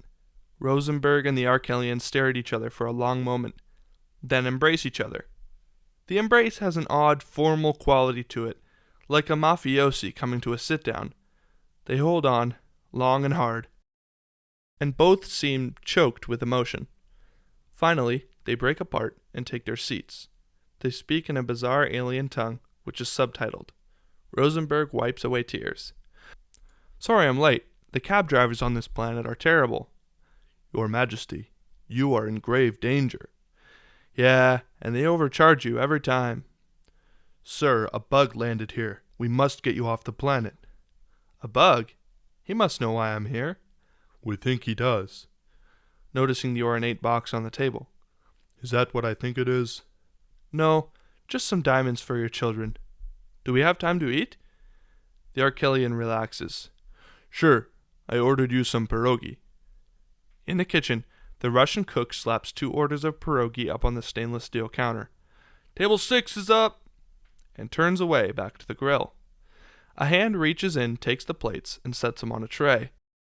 We follow the tray, but only see the right hand and aproned midsection of the waiter carrying it. He carries the tray along the counter toward a pair of swinging doors that lead into the restaurant. The door swings in as another waiter sweeps into the kitchen, and our waiter heads out into the dining area. As the doors swing closed behind him, they reveal storage shelves crammed with bags of rice, cans of stewed tomatoes, and a dead waiter, literally folded in half and stuffed in among the shelves. Rosenberg and the Arquillian raise their glasses in a toast. To the continued reign of the Arquillian Empire. To the safety of the galaxy. They clink glasses and drink just as the waiter arrives. Still, we see only his arms and midsection as he sets the tray on a stand and lifts the plates of pierogies. He carries them to the table and sets them down. Rosenberg, setting his glass down next to the plate, catches a glimpse of the waiter's hand. Just as an enormous silverfish bug scurries across the table out of the waiter's sleeve, the glass slips out of Rosenberg's hand, dumping wine all over the table. He looks up slowly and sees the waiter's face. It's Edgar. Another half-dozen insects of all varieties tumble out of Edgar's sleeves and scurry across the table. Rosenberg and the Arquillian freeze, paralyzed with fear. They seem to know what dire implications Edgar's presence holds. Rosenberg in English. You can kill us both, but you will not find it. Edgar smiles. You're right about one thing. Suddenly, a long stinger whips out from under the back of Edgar's apron and zips under the table. First, Rosenberg, then the Arquillian lurch forward their chairs, their faces contorting in pain. They both pitch forward, their faces slogging into fresh pierogi. The stinger snaps out from under the table and whips back under Edgar's apron. He moves quickly, searching their pockets, but he doesn't find what he's looking for. The cat, still perched on top of the ornate box, hisses at him. Edgar reaches out and bats the cat away with one vicious swipe of his hand. The animal howls and flies across the room, landing in a woman's lunch. The woman screams. Now other diners' attention is drawn to Edgar's table, where two obviously dead men are being robbed by a waiter. There are shouts of outrage. A few men rise out of their seats. Edgar grabs the ornate box and tries to open it, but finds it locked. With furor rising around him, he shoves the box under one arm and bolts for the door. Rosenberg's cat leaps back onto the table and snarls at him as he goes. Later, and the Russian diner is now a crime scene, clustered with cops and flashing lights. 3 bodies, now on stretchers and covered with sheets, are being loaded into the back of ambulances. Rosenberg's cat races out of a uniformed cop's arms and leaps onto one of the stretchers, meowing mournfully. The uniformed cop turns to a police inspector, who is questioning the woman from the diner. What am I supposed to do with this cat? I don't know. Send it with the stuff. Let family claim it. The cop nods and follows the stretcher with Rosenberg's body into the back of one of the ambulances, allowing the cat to ride on the chest of its dead owner for the time being. The doors of the wagon slam shut. The stretcher with the corpse on it is wheeled down a corridor in police headquarters. Rosenberg's cat, still on his chest, meows curiously as the stretcher approaches 2 doors with City Morgue written across them. The words split in half as the stretcher bangs through the doors. The City Morgue is a crowded, brightly lit, tilted place with corpses parked left and right. Busy day in the Apple. The cop wheeling the stretcher calls out to the coroner, who's hunched over another body. Where do you want contestant number 3? The coroner turns around. It's Dr. Laurel Weaver, the woman who tried to speak to Jay before. She sighs and waves a hand. By the wall, I guess. What's with the cat? Oh, the cat. There's a problem with the cat. Sign here. Laurel signs his clipboard. What's the problem with the cat? Your problem. Laurel gives him a dirty look, but he laughs and leaves. She goes over to the stretcher and bends down, petting Rosenberg's cat gently. Are you having a bad day, baby? Cheer up. His is worse. Pointing at Rosenberg. She sets the cat aside and wheels the stretcher under the lights. Okie doke, shall we? Laurel is hunched over the corpse, the only light in the room coming from the overhead spot that illuminates her work. Fascinated by something, she digs deeper, and looks up, her face a mixture of alarm and excitement. Oh my God. Kay's LTD pulls up in front of the morgue.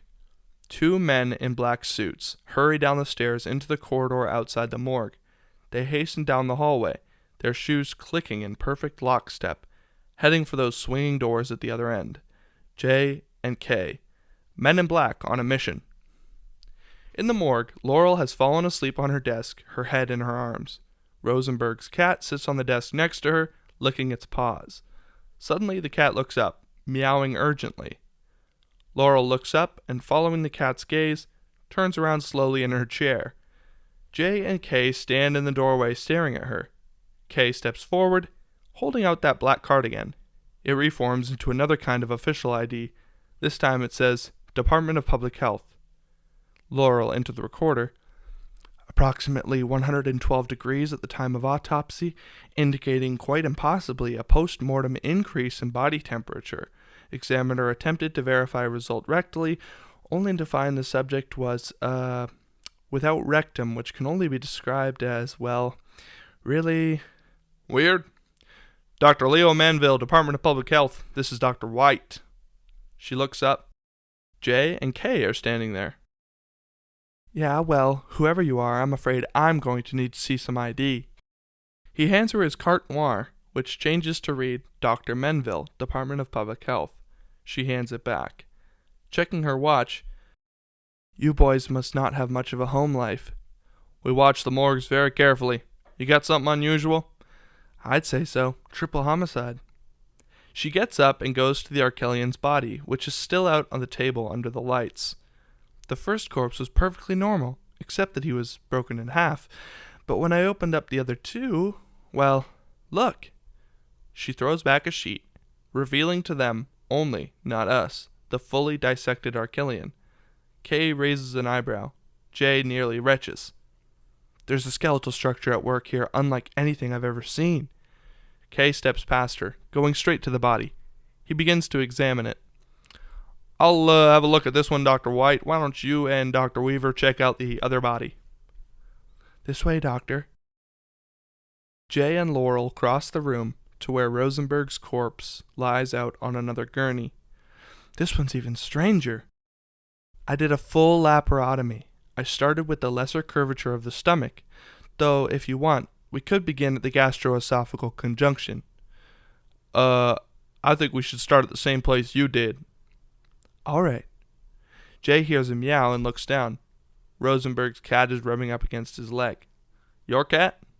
"Guess it is now. Came in with the bodies." She snaps one of her rubber gloves and reaches down out of frame, sinking her hands into the body as she moves things aside. Just by the look on Jay's face, one can imagine how disgusting it is. Laurel digs in, up to her elbows. Jay winces.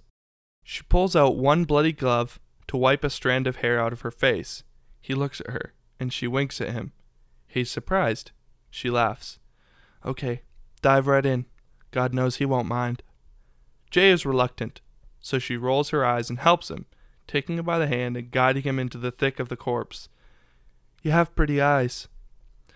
"Thank you, but is this really the time to, come on to me?" "Hey, just walking the dog." "Feel that?" The caloric junction would be. Yes, exactly." "Now push that aside. Notice anything strange? Stomach, liver, lungs?" "Nope. All fine." "Doctor, they're all missing." Of course they are. What I'm pointing out is that there's no pieces of them left, so they're intact, wherever they are. That we can be sure of." "Have we met before? I have the strangest feeling of deja vu." I was just going to ask you the same thing." Laurel looks at him sideways, skeptical, but also intrigued. She whispers to him, confiding in him. "Okay, you really want to know what I think? But don't tell that guy. I think he's already under enough stress. This body is not a real body. It's actually some sort of transport unit for something else altogether. The question is, what?" Jay just looks at her intrigued. "By the way, stop me if I'm freaking you out." "No, not at all." Hey guys, sorry to interrupt. It would really help me out if you could go below and hit subscribe, because YouTube algorithms work on subscribers and also viewership time. So if you could also leave a like and maybe even comment a movie that you would like to see on the channel in the near future. Back to the movie. After a particularly gross gushing sound, he looks away, toward her. She's staring at him. Laurel leans over and lowers her voice, just for him. "You know what I really like to do sometimes, when it's really late?" Jay, freaked out. "No." From the other side of the room, Kay clears his throat. "Excuse me." He walks across the morgue to Kay, who is still examining the Arquillian, but Jay never takes his eyes off Laurel. "What do you think?" Jay, "Very interesting. Got a real Queen of the Undead thing going on." "Of the body." "Oh, great body." "The dead body." "Oh, not a clue." "All right, keep her occupied. Try not to sound too dumb." Across the morgue, Laurel is still examining Rosenberg, now bent down next to his head, carefully studying his left ear. She notices something strange, turns and calls over her shoulder to Jay. "Dr. White!" Jay, in conversation with Kay, does not respond to what is not his name. "Dr. White! Dr. White!" He still doesn't answer. Kay nudges Jay. "You're up, slugger." Jay turns and races across the room to rejoin her. "Look at this." Jay leans down. There's a strange stitching around the base of Rosenberg's ear. What is it? He reaches out, touches the ear, then he actually turns it. With a soft click, it pulls away from the head, like a latch. Jay and Laurel look at each other astonished. Jay pulls again. Rosenberg's entire face pushes out with a mechanical hum, then hinges open, the whole face rotating out away from the rest of the artificial skull. A tiny little green man sits inside of Rosenberg's head. Though not quite dead, the tiny little green man is gravely wounded. He staggers up out of a small control room inside of Rosenberg's head, with gear shifts and viewing screens all around the inside of the skull. Far freaking out. They lean in closer. The tiny little green man, a Baltian, forces words out of his mouth. Must to prevent contest. Searching for a word. To prevent. It's all right. What are you trying to say? Struggle? War? The Baltian nods vigorously. That's it. The Baltian falters. Galaxy on Orion's bed? Belt? Orion's belt? The Baltian nods again, falls, and dies. Jay and Laurel look at the little dead alien, and then at each other. To prevent war, the galaxy is on Orion's belt? What the hell does that mean? He turns around. Hey, Kay! Whatever. Come here. Kay begins over. Dr. Laurel looks at them. Doctor whatever? You're not from the Department of Public Health, are you? Jay shakes his head, but is now paying more attention to Kay as she leads him toward the little man. He's dead. Kay looks at the mess, the body, the little dead man. Rosenberg. Damn, good man. You knew him? One of the few I actually liked. Exiled High Prince. I was right. This is an alien life form, and you're from some sort of government agency who wants to keep it under wraps. Kay and Jay are not paying attention to Laurel. He said to prevent war, the galaxy is on Orion's belt. This makes total sense. How else do you explain New York? The other night I'm in this cab, and this guy... Flash. Without even looking at her, Kay whips out his neuralyzer and blanks her out. He said there's a galaxy on Orion's belt. That makes no sense. That's what he said. To the dazed Laurel. Didn't he? Right after he realizes. Oh, for Christ's sake, you did the flashy thing already? Laurel, as if awakening. Hi, whoever you guys are, I'm afraid you're going to need to show some ID if you're going to be in the morgue, okay? Sure thing, sweetheart. Here you go. He neuralyzes her again. Jay slaps his hand. Stop that! To Laurel, ignoring Jay, Kay says, typical day, too much caffeine. Get a life. That thing probably gives you brain cancer. Never heard her before. Never heard her before? How many times have you done the flashy thing to this poor woman? Couple. Aren't you worried about, long-term damage? Little bit. What the hell happened to make you such a callous son of a bitch? I took this job. He heads out. Jay follows. Hey, Kay, you never flashed me with that thing, did you? No. Jay and Kay exit the morgue and walk towards their car. Hey, Kay, I really think I should be in charge of the flashy memory thing department. Not while I'm around, Slim. Yeah, well, you're a menace with that thing.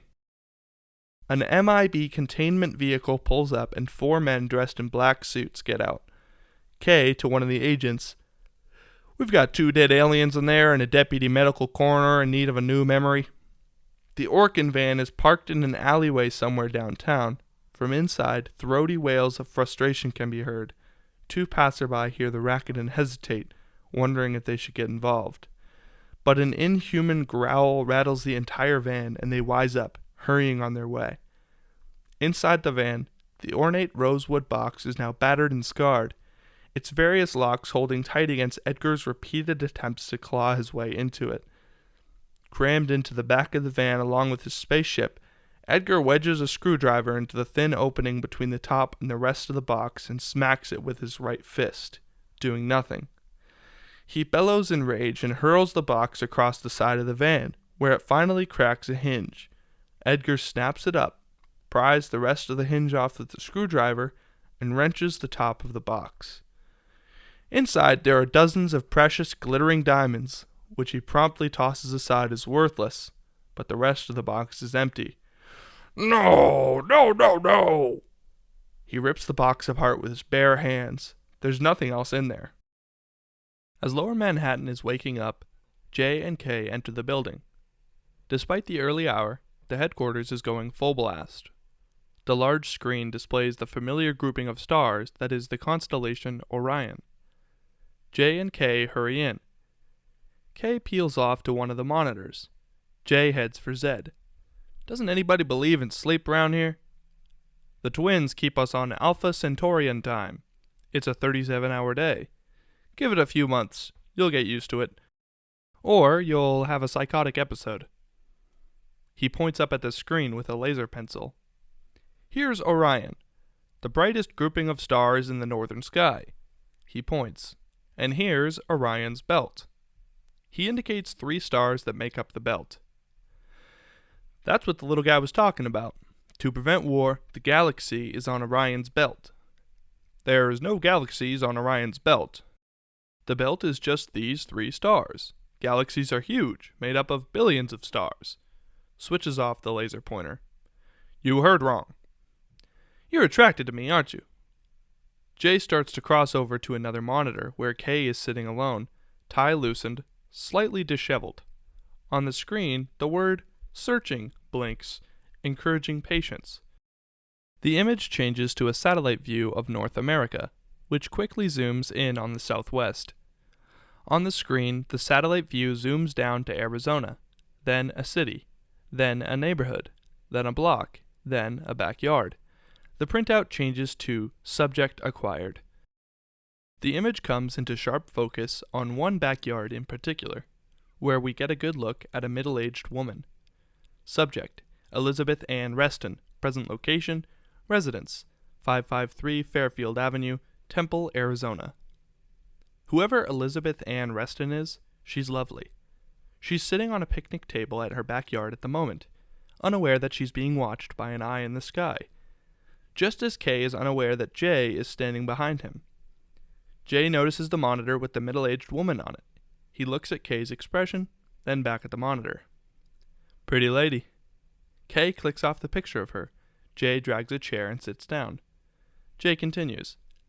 You were the guy with the flowers in the photo, the night the aliens arrived. What, you were on your way to a dance or something and got lost and she never got the flowers, did she? K doesn't answer, just stares at the screen. Elizabeth looks up, as if she knows she's being watched, but she's just looking at the sky, wondering how many stars will be out tonight. Grumpy guy's story comes into focus. She ever got married? No. It's more than K can bear. He reaches out and flicks a switch. The monitor goes blank, except for the data screen. Subject lost. K sits back in the chair and eats a potato chip morosely. J looks at him. Is this me in 30 years? A moment goes by. Well, it's better to have loved and lost than never to have... Try it. K! J and K cross back toward the LAD, Landed Alien Display, where each of the 1,000 or so aliens who live on Earth are represented by a flickering light. Some lights are starting to go out. They're leaving, he says quietly with dread. We've had 12 jumps in the last 12 hours. Regic just the beginning. What do they know that we don't know? K looks to his partner, then to the screen. Another light flickers out. Why do rats desert the ship? To the twins. Go to Lemsat 4. Put up a 40-field view of Manhattan. On the screen, New York City is just a bright spot of light on the eastern coast of the United States. 400. Now there's a view of Earth from space. Nothing unusual. 4,000. Now we're looking at Earth from far, far away. From here we can see something that doesn't belong in this picture. A battle cruiser far off to one side of the Earth. The words Level 4 flash in red letters on one side of the map. That's an Arquillian battle cruiser. And we've got a dead Arquillian prince. A communication starts coming over the speakers. A sound like a cat and a mouse caught in a blender. Message coming in. The communication continues. Speak of the devil. The communication continues. Ooh, they sound pissed. Zed says to the twins, translate that and step on it. Meanwhile, get down to Rosenberg's store and see what you could turn up. Kay and Jay walk away. And Kay, bring a lot of firepower. In the equipment locker, Kay pulls out the enormous many-barreled handgun. A small, clear canister sprouts from underneath it, malicious swirling gases visible through its walls. I like that. Series 4D atomizer. Kay pulls out another weapon, the tiniest gun we've ever seen. Here, we call this the Noisy Cricket. You got a Series 4D atomizer, and I get a Noisy Cricket? I'm afraid I'm going to break it. Jay follows Kay out, glancing back to see a huge gun turrets on the Arquillian battlecruiser hum and whir as they swing around into position, pointed down at the unwitting planet below. Smash! The window in front of the store of Rosenberg's jewelry shop collapses in a shower of glass. Edgar reaches in and fumbles with the locks, undoing them one by one. He gets them all and steps inside. Out the window behind him, we can see his Oregon van, double parked in the street in front. All the gems and jewels are in glass counters. Edgar starts smashing the glass, grabbing great handfuls of jewels and tossing them aside. Outside, a New York City tow truck pulls up in front of the Oregon van and starts to hitch up. Edgar, in his rage, starts to smash anything breakable, even the framed pictures on the wall. He stops at one particular picture, staring intently at it. It's a glamour shot of Rosenberg's cat, provocatively posed on a satin pillow. There are half a dozen more pictures of the cat, some posed with Rosenberg, some by itself. This animal was important to Rosenberg. From outside, the roar of an engine distracts Edgar. He turns around in time to see the Oregon van lurch as the tow lifts its front wheels off the ground. Edgar rushes outside as the tow truck driver gets the van up on the hoist. That's my truck! And make sure you tell them that at the impound. Edgar reaches into the front seat of the van and pulls out his 12-gauge. He points it at the tow truck driver. The tow truck driver looks at him with disdain. Pulling back his shirt reveals a mean-looking gun. I got worse. He keeps hitching up the van. Two pedestrians walk past the dispute, very fast, ignoring the debate, headed right for the shop. We go with them, and realize that it's Jay and Kay. They stop at the smashed door of the jewelry shop and exchange a glance. Kay pulls a very menacing-looking weapon, nods, and they step inside. They look around and see the recent demolition caused by Edgar. Jay furrows his brow. Who robs a jewelry store and leaves the jewels? Someone who's not looking for jewels. Jay moves behind the counter. On the floor is an ornate empty bowl of a bag of cat food, next to a scrumptious pillow. There are several photos of a cat on the wall. There's also a pile of bejeweled cat collars. Jay picks up one of the collars, inspects it closely, shaking his head. This guy had a serious crush on his cat. Jay's attention is broken by something through the window. Outside, lumbering straight for the store, is Edgar. Jay thinks for a moment. Where does he know that face? Suddenly, Edgar raises his arms, pointing both the farmer's rifle and the driver's shotgun.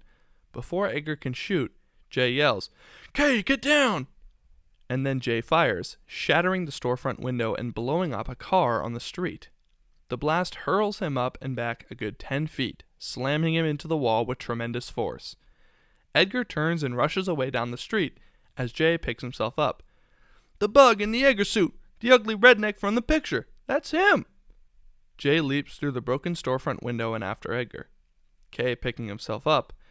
Damn it! Kay runs out after Jay.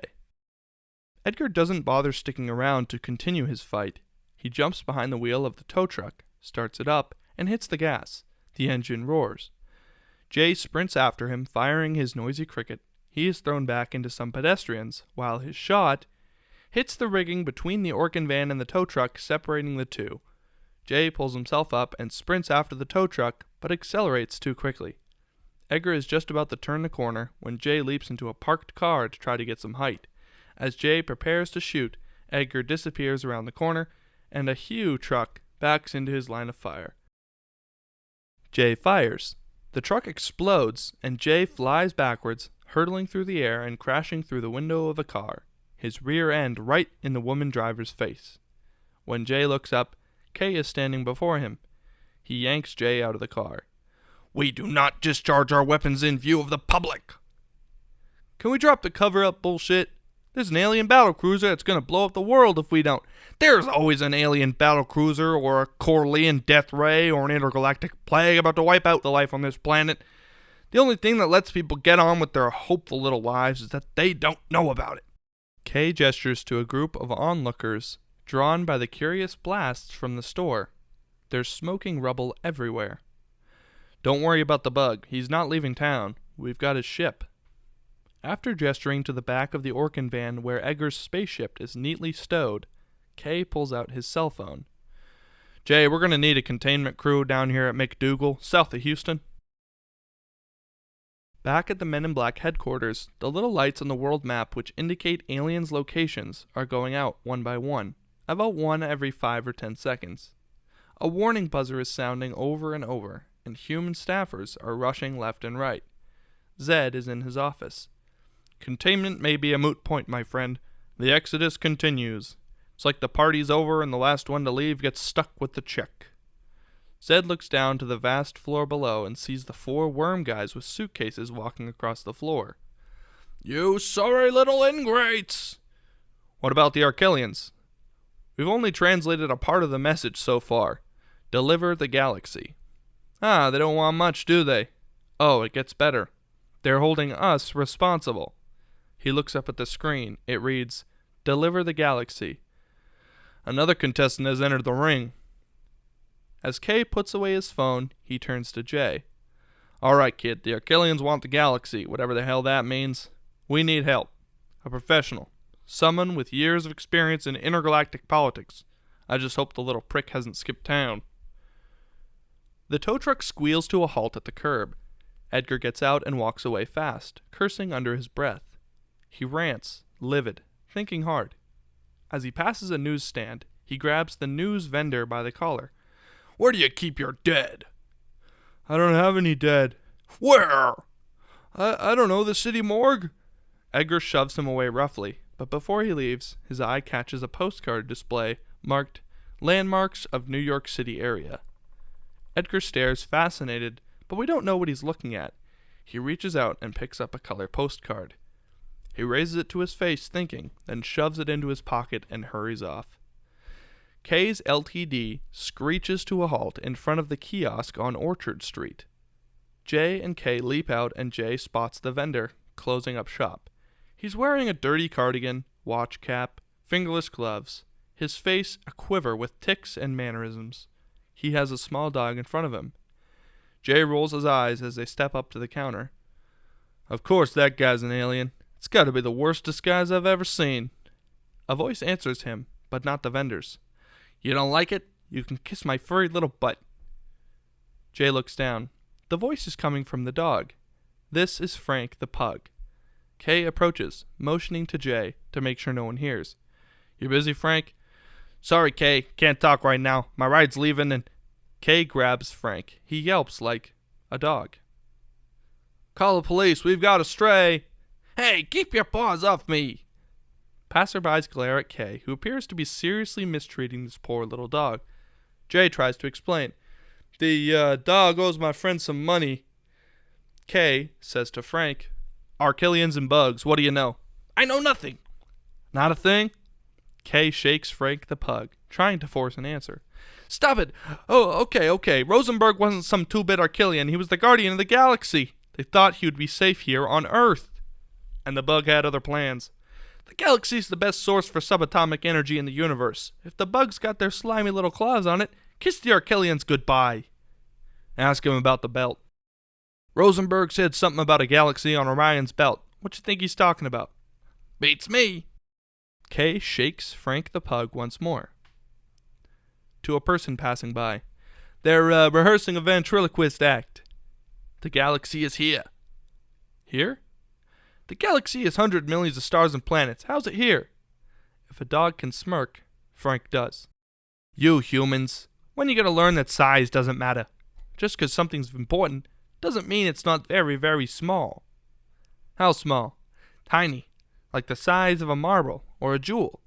Now if you'll excuse me, I need to be walked before my flight. K lets go of Frank, turns to J, who is lost in thought.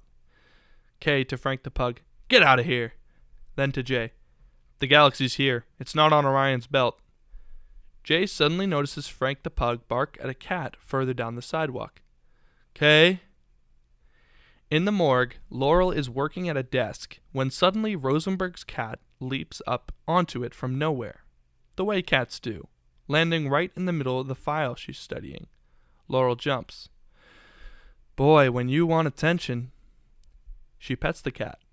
As she does, the cat's collar shines in the light. Laurel turns the name tag to face her.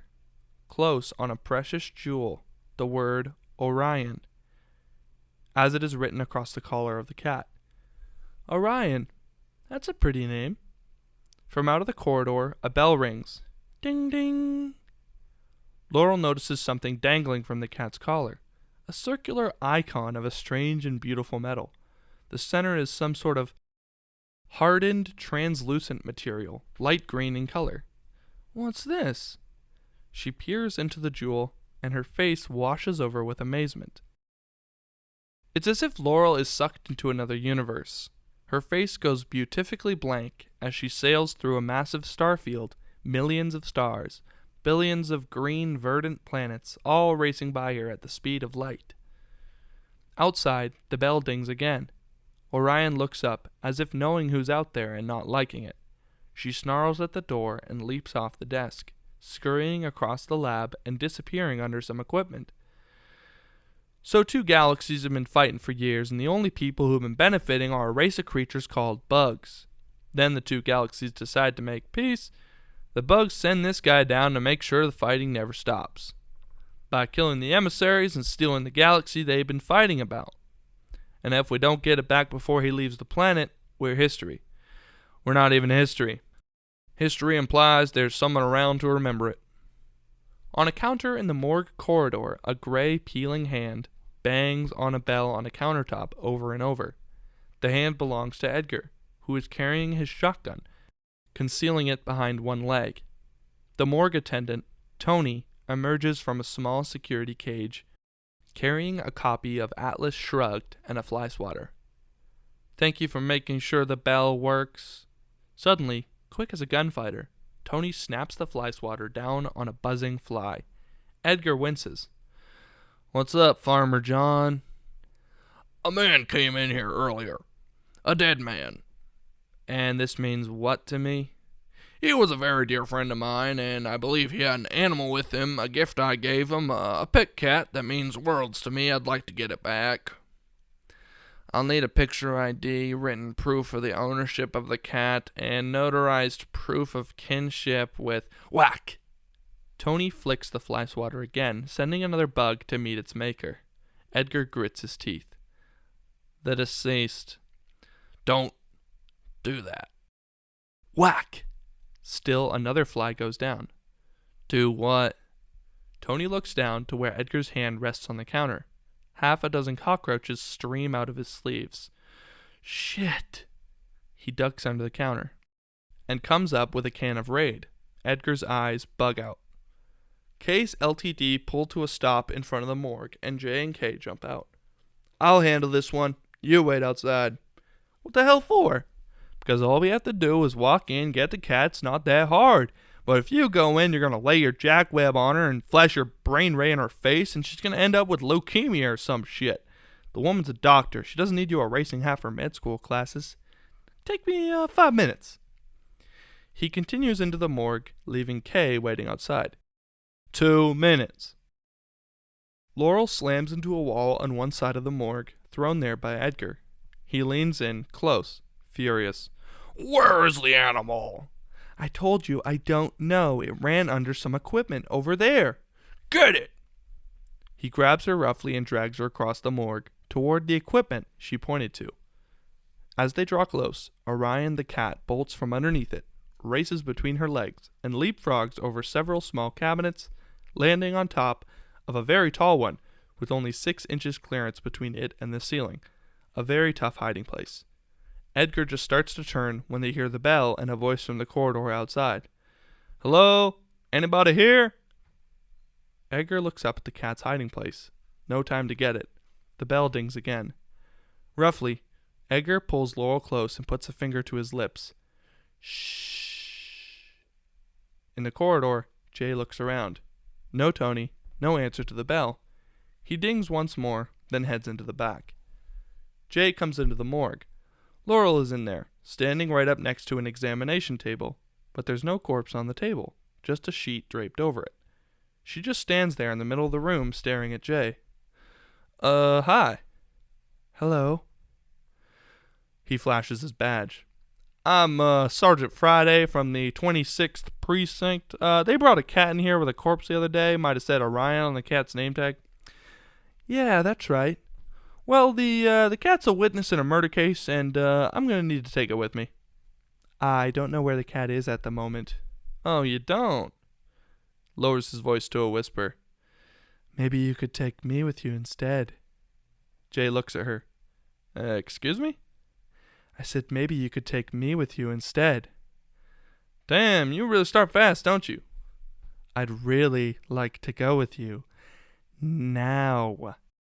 Jay just looks at her, amazed at the power he seems to have over this woman. He looks over his shoulder to make sure he has a few more seconds alone. "And, why exactly is that?" Laurel rolls her eyes. She seems irritated with him, but it doesn't go with what she's saying. "I just do." Kay comes down the stairs and into the morgue corridor. He checks his watch, then leans against the counter and pulls out a pack of cigarettes, waiting. Jay is thoroughly enjoying himself, but Laurel seems to be going crazy. "I have something to show you." She looks down, pointedly, in the direction of her waist. "Now slow down. You don't have to hit the gas like that." She leans in and lowers her voice. "You don't understand. You really need to see this." "And I will, but we gotta get something straight here. I'm gonna drive. It's not some sort of macho trip, it's just the way I'm used to doing things, okay?" Kay pulls out a box of matches and strikes one on the side. He raises it to his cigarette, but as it draws close, the match goes out with a sharp sizzle. He furrows his brow. Odd. Laurel is at the end of her rope. "Look, stud, I don't know how many more times I'm going to have to tell you this. There's something," she points sharply at the examination table directly in front of her, "that you have to help me with." Jay's smile vanishes and his jaw drops as he figures it out. He starts to reach for his gun. Kay raises another lit match to his cigarette, but as this one gets close, a big glob of goo drops from the ceiling onto the match, dousing the flame. Kay looks up sharply. Above him, Tony, the counter guy, is stuck to one high corner of the ceiling by an enormous wad of viscous, dripping fluid.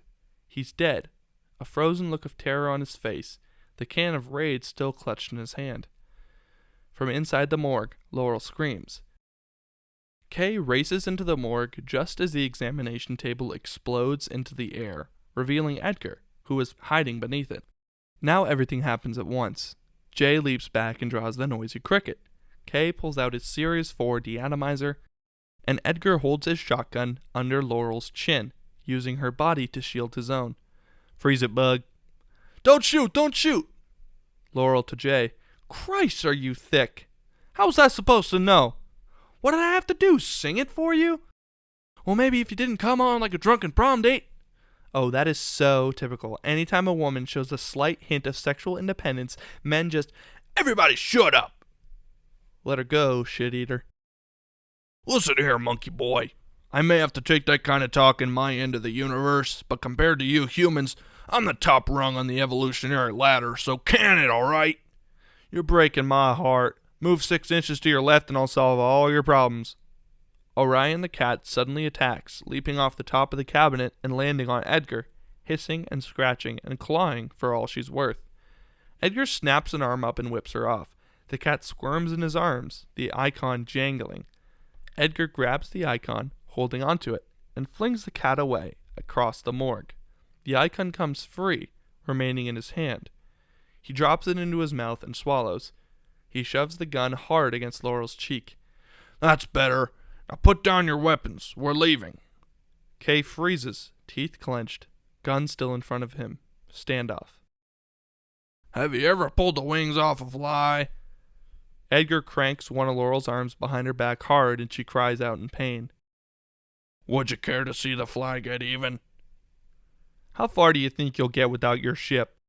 If that's what you call that hunk of space crap we've got back at our office. Put the weapons down. Never gonna happen, insect. Edgar backs away with Laurel, further into the morgue, towards a glass window that looks out at the base of an air shaft. J and K advance, slowly cornering him. It's okay, Laurel. How is it okay? I mean, it's gonna be okay. Don't bet on it, mate sack. And with that, he turns, leaps, and crashes right through the window into the air shaft.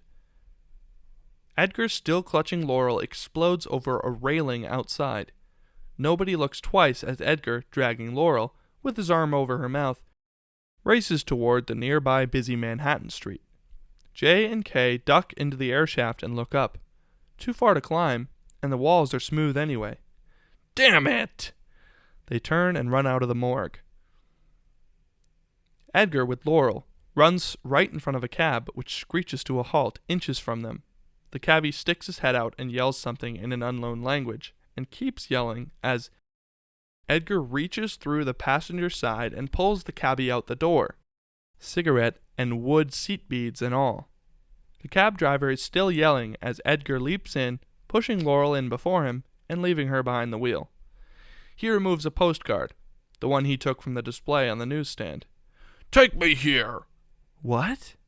Edgar just cranks the car into gear, opening his mouth and swallowing the icon, and in so doing, revealing a triple row of serrated bug teeth. He slams his foot on the gas pedal. Laurel's head snaps back as the car rocks forward. She has no choice but to grab the wheel and start steering, as the car screeches out into traffic, swerving wildly as Laurel is forced to make a 90-degree turn. The car fishtails wildly, swiping an oncoming car as it straightens and heads into traffic. The furious cab driver runs off after it, still yelling as he disappears around the corner. A second later, K and J rush out onto the street. The cab is nowhere to be seen. J runs into the street, noticing the wooden beads, ripped pine-scented green deodorizer, and the still-burning cigarette. They're in a cab. And J starts running down the street, where dozens of cabs are waiting at the intersection. He's running from cab to cab, pounding on windows, scaring the living shit out of people. Hey, Laurel! Hey! But Laurel and Edgar are nowhere to be found. Up ahead, the light turns green and the tide of taxis wash away, leaving Jay on the street. He turns as a car screeches up behind him, its headlights shining in his eyes. As it gets closer, Jay sees it's K in the LTD. Stop wasting time. He's not getting off the planet in a cab. J and K rush in from the door under the World's Fair mural and head toward the main display screen. All around them, the MIB staffers are in frenetic activity in response to the threat from above.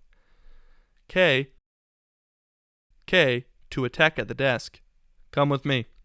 Put up a bayonet all the way around Manhattan. If it's not human, it's not leaving the island. What have we got from our friends upstairs? Same thing. Deliver the galaxy. Yeah, well, the bug's got the galaxy, but we've got his ship. He's got to be looking for a way out. Just then, a loud alarm wails. At the main viewing screen, a green line shoots from the Arquillian's ship, striking a region of planet Earth. What the hell are they shooting at us for? Arquillian battle rules, kid. First we get an ultimatum, then a warning shot, then we have a galactic standard week to respond. A galactic standard week? How the hell long is that? 1 hour. 1 hour? Viewing the screen, it now reads, Deliver the galaxy, or the Earth will be destroyed. Sorry. To keep the bugs from getting it, the Arquillians will destroy the galaxy and whatever planet it's on. You're talking about us! Sucks, doesn't it? Pull up the location of all land-based interstellar vehicles. They're all gone. Frank the Pug took the last ship on the planet. As K and Z watch as the machine scrolls through the data, Jay walks back toward the center of the room, deep in thought. Over him we hear, Atlantic City. Gone. That landfill on the Jersey Shore? Gone. Gentlemen, Epcot? Gone. Miami Beach? Gone. Fellas? Hartford? Gone, thank God. Hey, old guys! Kay and Zed both look up at once, scowling. Do those still work? They follow his gaze up over the computer terminals.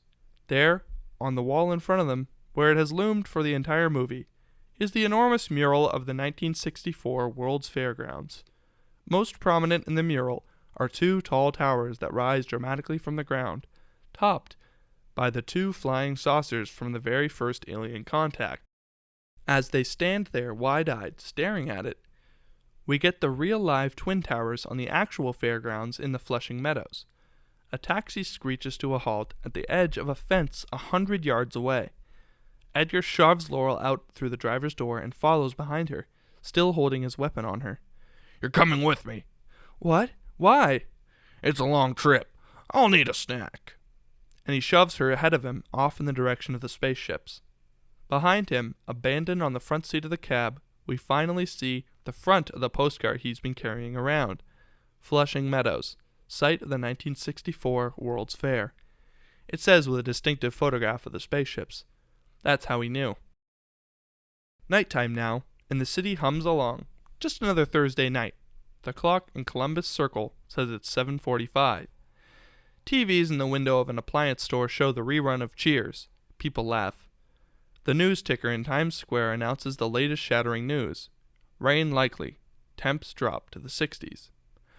Earthlings pass left and right, blissfully unaware of their impending doom.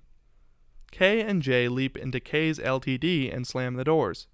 Kay jams the key in the ignition, the car roars to life, and he turns to Kay. What do you say we bag us some bug?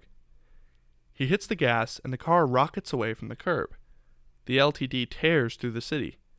Kay turns sharply to the right, smacking Jay around. Looking up ahead, he sees the entrance to the Midtown Tunnel. You're taking the tunnel? You know a better way to get to Queens? It's usually jammed. The LTD races through the tunnel at top speed. It's clear driving for a few seconds, but when they round a bend, there's a traffic jam up ahead. Kay approaches the line of cars at top speed, with no intention of slowing down. Jay, terrified, holds on for dear life. I told you! Jay, the button. Yeah? Push the button, Jay. A lighted panel rotates into place between the two front seats. Hey guys, sorry to interrupt. It would really help me out if you could go below and hit subscribe, because YouTube algorithms work on subscribers and also viewership time. So if you could also leave a like and maybe even comment a movie that you would like to see on the channel in the near future. Back to the movie. That red button flashes underneath its plastic shield again. Jay flips back the plastic cover and jams his finger down on the red flashing button. You might want to throw on a seatbelt. As the LTD rockets toward the traffic jam ahead, it begins to evolve, its shape actually changing. The sides and back extend as some sort of endoskeleton pushes the normal panels out. It becomes larger, wirier machine, held together by an elaborate series of mechanical muscles and metallic tendons. Kay's car hurtles towards certain death in a traffic jam, but at the last possible moment, it swerves off to the side, a sucking sound coming from underneath it. Instead of banging off the wall of the tunnel, the LTD actually clings to it. It swerves up onto the wall and hangs there, racing by the traffic below. It keeps going, turning all the way over and driving upside down, wheels clinging to the roof of the tunnel. Jay falls from his seat with a clunk onto the upside-down ceiling of the car. Balled up on the back of his neck, he peers out the window as they tear through the tunnel, zooming over the bottlenecked traffic underneath. As they race through the tunnel, they have a minute to kill. Mind if I smoke? What? In the car, I mean. I don't care. Hey, just a common courtesy. It bothers some people if you smoke in a car. He lights a cigarette and blows the smoke out leisurely, one hand on the wheel, just waiting out of the tunnel. Jay gives up struggling to right himself and closes his eyes, suffering through this. From outside the car, we watch it rocket along on the roof of the tunnel. We hear Kay's voice as he goes on and on. It's harder and harder to smoke anywhere these days. Hell, I suppose I should quit. I've tried. Never took, though. I'm beginning to think I lack self-control. And they disappear out the other end of the tunnel and flip over, banging back onto the road on the other side. Jay falls off the ceiling and slams onto his seat. Well, back to work. He flips his cigarette out the window and cranks the wheel to the left. Approaching a toll booth, the LTD shoots across 9 lanes of traffic and through the only open booth, shattering the gate. Traveling at about 200 miles an hour, Kay nonchalantly flips a token out the window, and it chinks into the basket as their taillight disappears. Edgar climbs the outside of the landing tower on one of the spaceships, pushing Laurel up ahead of him, heading for the saucer at the top. Come on, let me go. You don't want to eat me. I'm a very important person on my planet, like a queen, a goddess even. There are those who worship me. Yes, I'm not trying to impress you with this. I'm just letting you know it could start a war. Good. War means food for my family. All 78 million of them. That's a lot of mouths to feed, Your Highness. You're a wonderful dad. And with that, she kicks him squarely in the face. He reels, momentarily losing his grip on her. She takes advantage of the moment and flings herself out into the air. Edgar flails, but she is beyond reach. She falls, tumbling through the air, and lands in the branches of a tree. She hits hard, the branches rattling, and reaches out and hangs on for dear life high above the ground. Above, Edgar just keeps climbing. Over at the fence, the LTD comes to a long, skidded stop at the fairgrounds. J and K flip open the trunk and scarf up whatever weapons look most dangerous. K grabs a black box, unsnaps a row of latches, and opens it, revealing the most wicked-looking shotgun on the planet. 3 feet long, triple-barreled, over and under, plus a pump-action reloader on top of a storage clip for a dozen more shells. The shells themselves are solid, glistening like polished steel. K loads up the clip. You know how to work that? K pumps it once with extreme confidence. No idea whatsoever. He slams the trunk, revealing the flying saucers sitting atop their columns in the distance. Let's bag us some bug. As if on cue, one of the saucers begins to hum. Then it starts to spin, faster and faster. The ship begins to rise. Oh shit. Laurel sits in her tree, watching with amazement. At Shea Stadium, a Mets game is in progress. Behind the home plate side, the flying saucer silently rises up the night sky, plainly visible. But at that very moment, the batter cracks into a fastball hard. The crowd rises to its feet, shouting, staring out at center field, where the ball is headed. All eyes in the house are on the Mets' center fielder, except for his eyes, which are on the flying saucer behind home plate. His eyes widen, his jaw drops. The catchable ball sails over his head, thudding into the wall behind him. The crowd boos viciously. Kay raises the weapon he took from the trunk, looks over at Jay. Set it to pulsar level 5, subsonic implosion factor. What? Press the little green button on 3. Jay raises his weapon. They press their green buttons. 1, 2. They pull their triggers. For a moment, nothing happens, as if it were a misfire.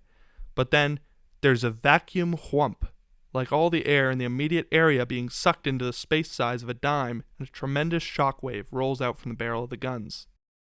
J and K are sucked to the ground by a bizarre force, thudding to their stomachs like magnets to a refrigerator. The shockwaves wrinkle across the open space between them and the ship, then it hits, and it too is sucked back down, hurtling back toward them. Laurel flinches as the flying saucer shoots overhead. The saucer crashes through the Unisphere, an enormous steel globe, and thuds to the earth, crashing through brush, dirt, and rock. J and K come to their feet. In front of them, the dust clears, trees uprooted, stones and dirt thrown everywhere. A dumpster has been cast to their left, and the saucer is there, embedded in the earth, tipped off kilter in a mountain of debris. A hatch opens up, revealing Edgar, walking slowly towards them with contained fury. You don't get it. I've won. It's over. You are under arrest for violating number 4153 of the Tycho Accord. Please hand over any galaxy you might be carrying. You milk suckers. You don't matter. In a few seconds, you won't even be matter. Move away from the vehicle and put your hands on your head. He pumps the gun for emphasis. Put my hands on my head? Edgar stares at him, then flexes his arms, still encased in flesh. His giant pincers rip free of the rotting skin. He extends both pincers to the sides, and my God, his reach must be 12 feet across. Now the skin and clothes on Edgar's legs begins to crack and shred. They burst apart, revealing two hideous doubled-over insect legs. The bug raises himself aloft on his legs. He sucks in a deep breath of air, and now the rest of Edgar's suit goes the way of his arms and legs. The torso explodes in a great rendering of skin and cloth, and finally, Edgar's head simply bursts apart, spattering against the walls. Edgar now reveals himself as he really is, a hairy, bug-like exoskeleton, a scaly tail with a long stinger, a head like a cobra with elliptical eyes and a small nose, two horse-like feet with 3 toes on each. He raises his pincers in the air, resting them on his head. The galaxy hangs on a chain around his neck. Like this? K and J pump their guns and aim it at the bug. Suddenly, the bug spits, and a huge slimy wad of goo shoots from him and engulfs both shotguns. The bug snorts it back, tearing them from J and K's grasp, then swallowing them. K and J only have a second to react before the bug swipes at them with the back of his clawed hand, like someone brushing aside a gnat, and sends them flying 15 feet in the air. Laurel, still from the tree, flinches as she sees them hit the ground. She starts to climb. J and K hit the ground with a loud grunt. That did not go at all like I had planned. They look up to see the bug moving for his second tower, and the second flying saucer. K gets to his feet. This guy's really starting to bug me. K starts walking after the bug. Whatever happens, J, don't let him get on that ship. Where you going? Getting my gun back. What? K steps forward and yells at the departing bug. Hey, bug! The bug just keeps moving toward the ladder. I'm talking to you, bug. You know how many of your kind I've swatted with a newspaper? The bug turns toward K. K steps up to him, the small human facing off against the giant alien bug. Laurel quietly makes it to the ground, hurries off to the darkness of the woods. K has himself in the bug's face, its dripping fangs inches from K's face. You're just a smear on a sports page to me, you slimy, gut-sucking intestinal parasite. Eat me! The bug reacts, cranks open its massive jaws with a deafening hiss, lunges forward and sucks K into his mouth. The bug straightens up to its full height and throws its head back. K slides down the bug's throat, bending it sideways as he kicks and screams his way down into the abdomen. J looks on in stunned horror. As the bug turns to J and stretches to its full height and lets loose a hideous, screaming howl of triumph. Laurel is still watching from the woods. J watches as the bug continues its howl of triumph. He feels totally defeated, but he can hardly believe his eyes as he looks at the bug's stomach. Through the leathery pouch of the bug's stomach, we can just make out the distended outline of 2 atomizers. Just a few inches from it, a human hand is reaching toward the gun. K, swimming in the bug's intestinal fluid, tries to make his way to the gun, holding his breath, eyes stinging. J knows what he has to do. He picks up a good-sized chunk of concrete dislodged by the crashing saucer and hurls it at the bug. Hey, come over here and try that! The concrete thunks off the bug's shell. He doesn't seem to notice, just keeps moving. J picks up a twisted metal pole and runs at the bug. Stop right there or I'll start wailing on your waxy pointed ass. J starts pounding on the bug with the metal pole. K almost has his fingers around the stock of the gun. The pounding on the outside distracts him and he turns. The gun shifts away. The bug grabs the metal pole and yanks it out of J's hands. He swings at J. J dodges the blow and falls to the grass. The bug slices down with razor-sharp claws at J, but he rolls out of the way, just as the mean-looking claws dig into the grass. J rolls right underneath the bug's legs. His hands falls on something like the grass, another piece of debris, a sharp metal spike gleaming like a dagger. He grabs the metal spike and looks up at the bug's apparently vulnerable underbelly right above him. He grabs the spike with both hands and is about to thrust the spike up into the bug's gut when the bug bends its head down between its legs.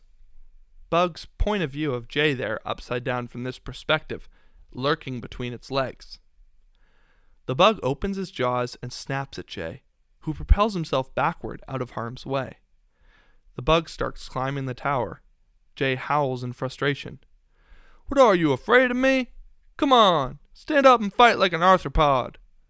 In frustration, Jay screams and throws himself on the bug, hanging onto its back, trying to drag it down. "You want a piece of this, huh? Maybe you're a badass in your hive, but this is New York City. You're just another tourist here." The bug flicks him off with his tail, sending him sailing 20 feet through the air. Jay crashes into the dumpster, landing on a heap in front of the garbage. But, scratched and beat up, Jay still doesn't quit. He stands to yell at the bug, extending his arm at the creature. "You're messing with the wrong species, bug." He notices something on his arm, a cockroach running down his sleeve. He flicks it off, looks at the ground, looks over to the dumpster behind him, and there are more of them, a whole mob, 50 or 60 of the critters climbing out of a rusted hole in the dumpster. He has one last desperate idea. He kicks the dumpster. Part of the side is rusted paper thin, and it kicks apart and crumbles to pieces. Tens of thousands of roaches pouring forth from the dumpster, crawling like a black glittering river away from the garbage. Jay leaps to his feet and moves to the glistening mob of insects. "Hey, bug!" Jay steps on a roach. Crunch. The bug hates that sound. He flinches on the ladder. Jay smiles. "If I'm not mistaken, that was a cousin of yours." He knows he's getting to him. He steps toward the bug, moving his foot over another roach. He crushes another one. "Whoa, that gotta hurt. What do you know? It's your old Uncle Bob." He steps forward again. Crunch. The bug turns around, anger burning in his eyes. Kay's hand reaches closer and closer to the gun.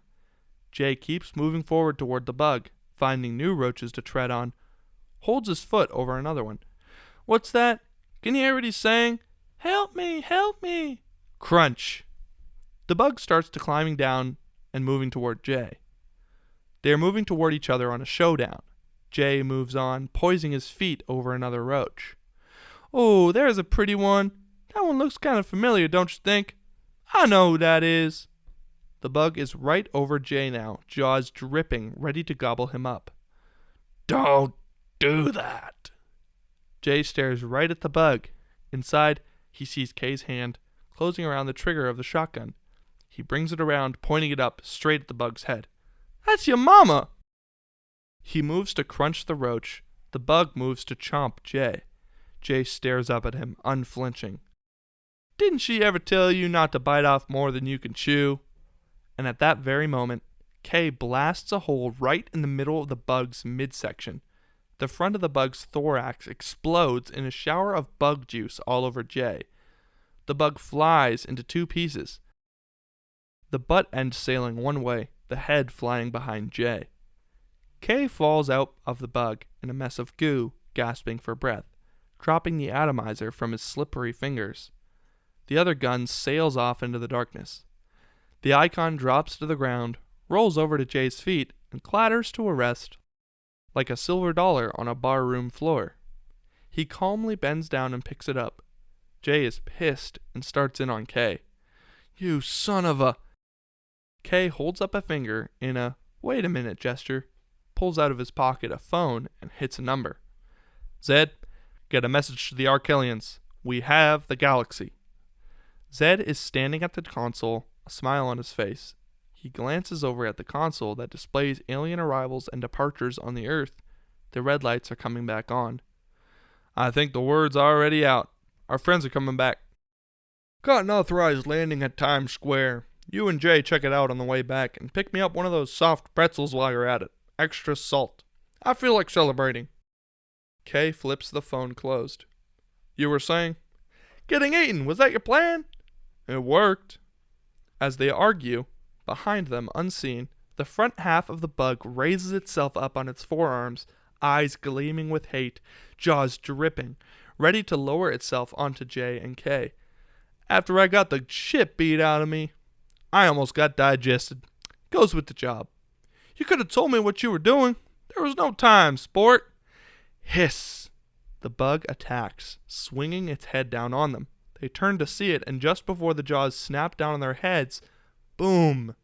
The bug's head explodes into a million bits. Bug juices shower down everywhere, buckets full of goo drenching J and K even further. They turn to see Laurel, standing behind the dead bug, the other atomizer in her hands, the barrel smoking. The weapon and Laurel dripping from bug innards. Interesting job you guys got. We cut to the interior of a car. The driver sees something tumbling toward the windshield. He winces. The bug's remains splat against the windshield. The driver grimaces at the mess. Damn bugs. He reaches down and hits a button. Wiper fluid squirts onto the windshield, and the wipers spread the bug goo everywhere. Kay's LTD is parked outside the Men in Black headquarters. Laurel leans her back against the car. We see J and K walking away in the distance. Look, I know we got rules, but she did just bust the bug for us, so maybe you don't have to flashy thing her. Kay pulls out the neuralyzer. Who's she gonna tell anyway? She only hangs out with dead people. Not her. Me. They're beautiful, aren't they? The stars. I never just look anymore. They are beautiful. Kay, you're scaring your partner. I haven't been training a partner. I have been training a replacement. Oh no, I can't do this job by myself. Walking towards them, Laurel says, Hey guys, we're nowhere near my apartment. We're not even on the right island. Maybe you don't have to. Kay starts dialing back the neuralyzer. Days, months, years. Always face it forwards. He hands the neuralyzer to Jay, taps his pocket, indicates for him to put his glasses on. Jay resists. I've just been down the gullet of an interstellar cockroach. That's one of 100 memories I don't want. Jay takes the neuralyzer, slips on his glasses. See you around, sport. Jay raises the neuralyzer. With a brilliant flash, the screen turns white. No, you won't. Close on various tabloid headlines as a hand flicks through them. Here's one. Mets center field says, UFO made me miss home run ball. And another, Detroit has car that defies gravity.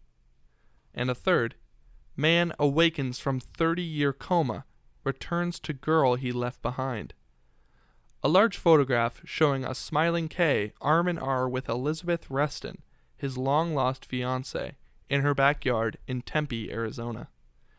He holds a large bouquet of flowers, the same kind he bought but never gave her 30 years ago. Jay, who's reading the paper, smiles.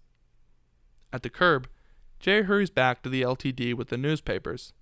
L, formerly Laurel, is waiting, leaning against the hood. Tailored black suit, black shoes, short cropped hair. The look never looked better.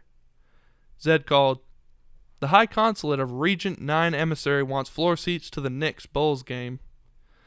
I'll talk to Dennis Rodman. It's his damn planet. Let's roll. Both car doors slam. Jay drops it in gear, and the LTD blasts away from the curb. The LTD is just one of many cars in a jam-packed Manhattan City block. From up in the clouds we see Manhattan itself is just part of a much larger urban and suburban sprawl. From the stratosphere, the east coast of the United States is just part of a much larger landmass. From the eosphere, North America is just a small portion of the planet Earth. Earth is just a tiny ball in our solar system. Our solar system is just a few blips of light in a vast star field. The Milky Way is just a creamy spiral amid innumerable other creamy spirals. There seems to be an edge to what we see, a curved border that seems to close in on things around the perimeters until everything that exists seems to be contained in one tiny ball, which is actually a marble resting on a strange-looking patch of red dirt.